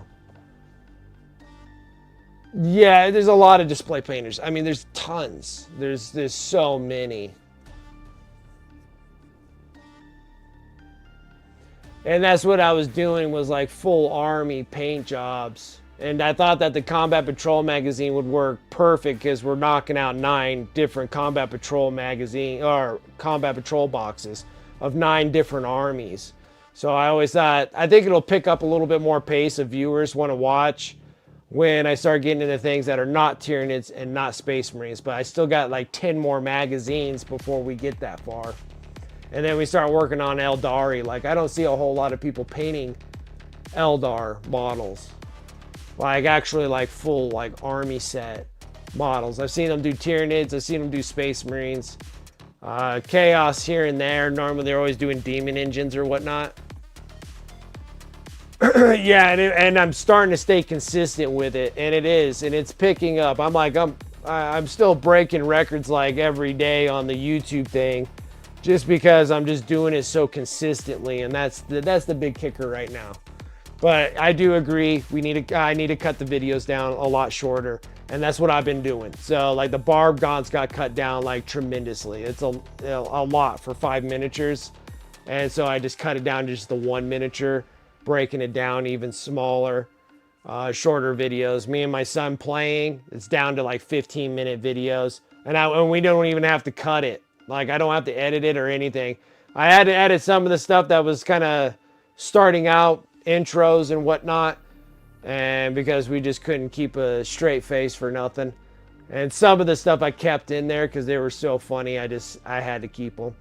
And so those are great, and they're cut down to like 15-minute videos.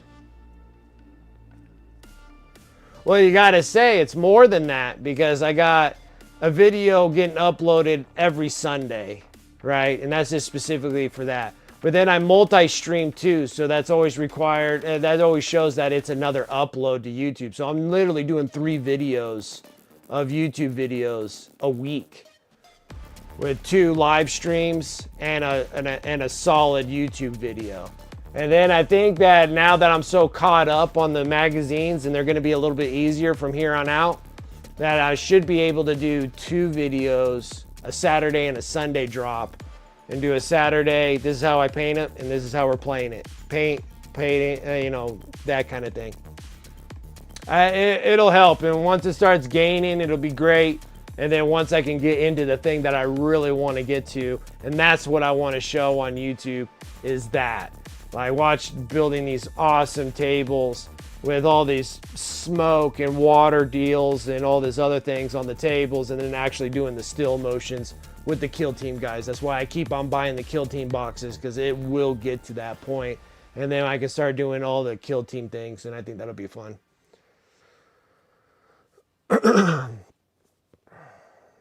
What do you mean just do a single video?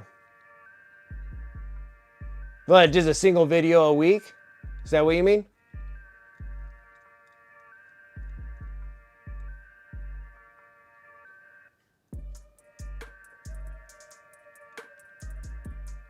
Because you gotta say, like, the Combat Patrol magazine is 80 magazines. But then you gotta say there's a lot of them where you have to do the paint tutorial and play the game mission on there. So you're looking at roughly 160 videos on just that, on the Combat Patrol mags. And then that just depends too, because then the next, I'm just making assumptions here, but if Hatchet Park Works did a pretty good success on the Combat Patrol magazines, there might be a spearhead one for Age of Sigmar. So talk about like 9 different armies of Age of Sigmar. I think that's another good one to do videos on, because I'm covering 9 different armies. Like that kind of deal. But yeah, I can keep them on every Sunday, and then I can have it stocked up for months. Because I get 4 magazines per month, so that's literally almost 8, anywhere between 6 to 8 videos, depending if everyone comes with a miniature or not. Well, a lot of them are doubled up, so I'm making like at least a minimum of 4, obviously. And those are just the mission plays. And then the paint through tutorials normally give me about 2 to 3, so we're looking at like 6 to 7. So 6-7 videos every month that I'm doing. So that covers me for a month and a half of dropping a single video every week. Which, that's fine. That means it keeps it consistently, and I'm not going to drop a single week. There's always going to be a video dropping on Sunday. And then once like the Combat Patrol magazine of the Space Marines are done, then I'll do an additional video on how to do all the insignias and all the little designs on their little shields. Like, that's what you're talking about. It's like more like a specific target. And that's what like my game plan is that because the Combat Patrol magazine doesn't give you any transfers.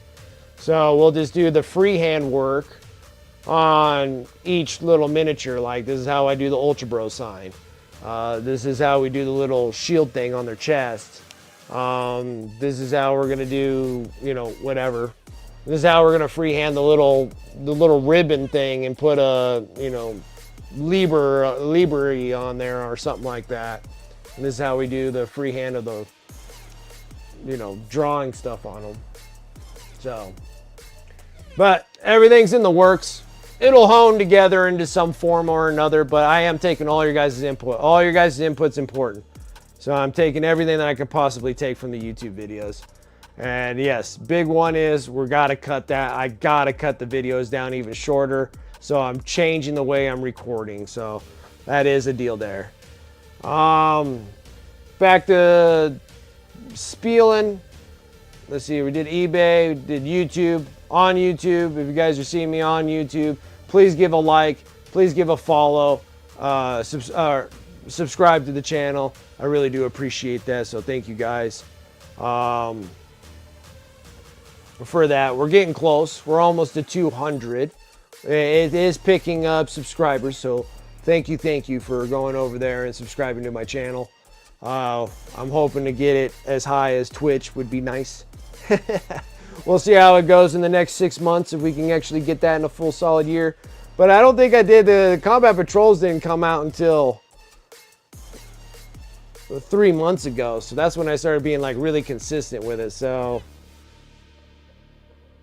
when was that? January, February, March, April, May.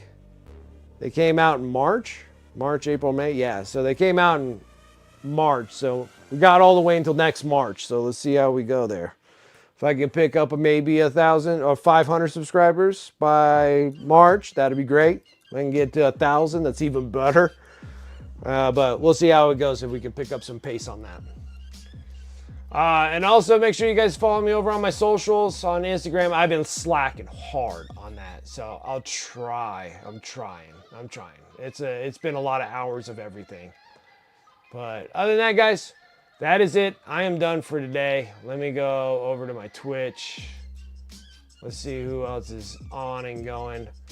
We'll go over to Inquisitor Burnsy. He covers my... Oh, I haven't logged in. Shoot.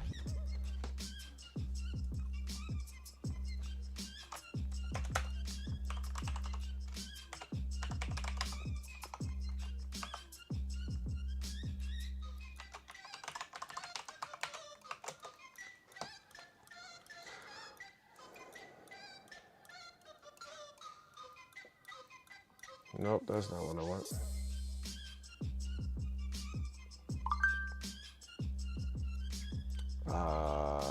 Man, everything's just, as soon as I turn on my phone, it's just like, you got 6,000 things getting, oh, that's not it.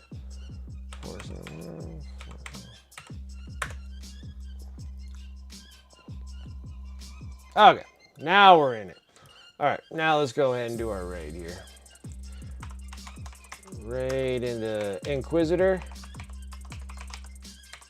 Burnsy. Sweet, got it on the first shot too. All right, let's go Inquisitor Burnsy and see what he's up to. Another fantastic artist and a great streamer. Make sure you give him a follow when we get over there if you have not followed him. And then I'll see you guys on Friday. Friday's special. Friday's the last Friday of the month, so we do our giveaway there for our sub appreciation prize wheel. So all you guys that sub to my channel, this is my big thank you back to you guys for a chance to win a painted miniature from me. I got 1, 2, 3, 4, 5. I got 5 of them. After those 5 are done, we're going to step up the game on the miniatures. So we're going to get like heroic bases. We're going to make the miniatures more of putting them on the shelf instead of playing with them on the table. So we're going to go all the way up to display for the giveaways, and we're just going to work on that every month until they're completed and stuff. But other than that, guys, thank you. Let's go over to Inquisitor Burnsy, see what he's up to. Until then, guys, have a wonderful rest of your week. I'll catch you guys on Friday. Till then, take care. I'll see you guys later, and hopefully with better internet service.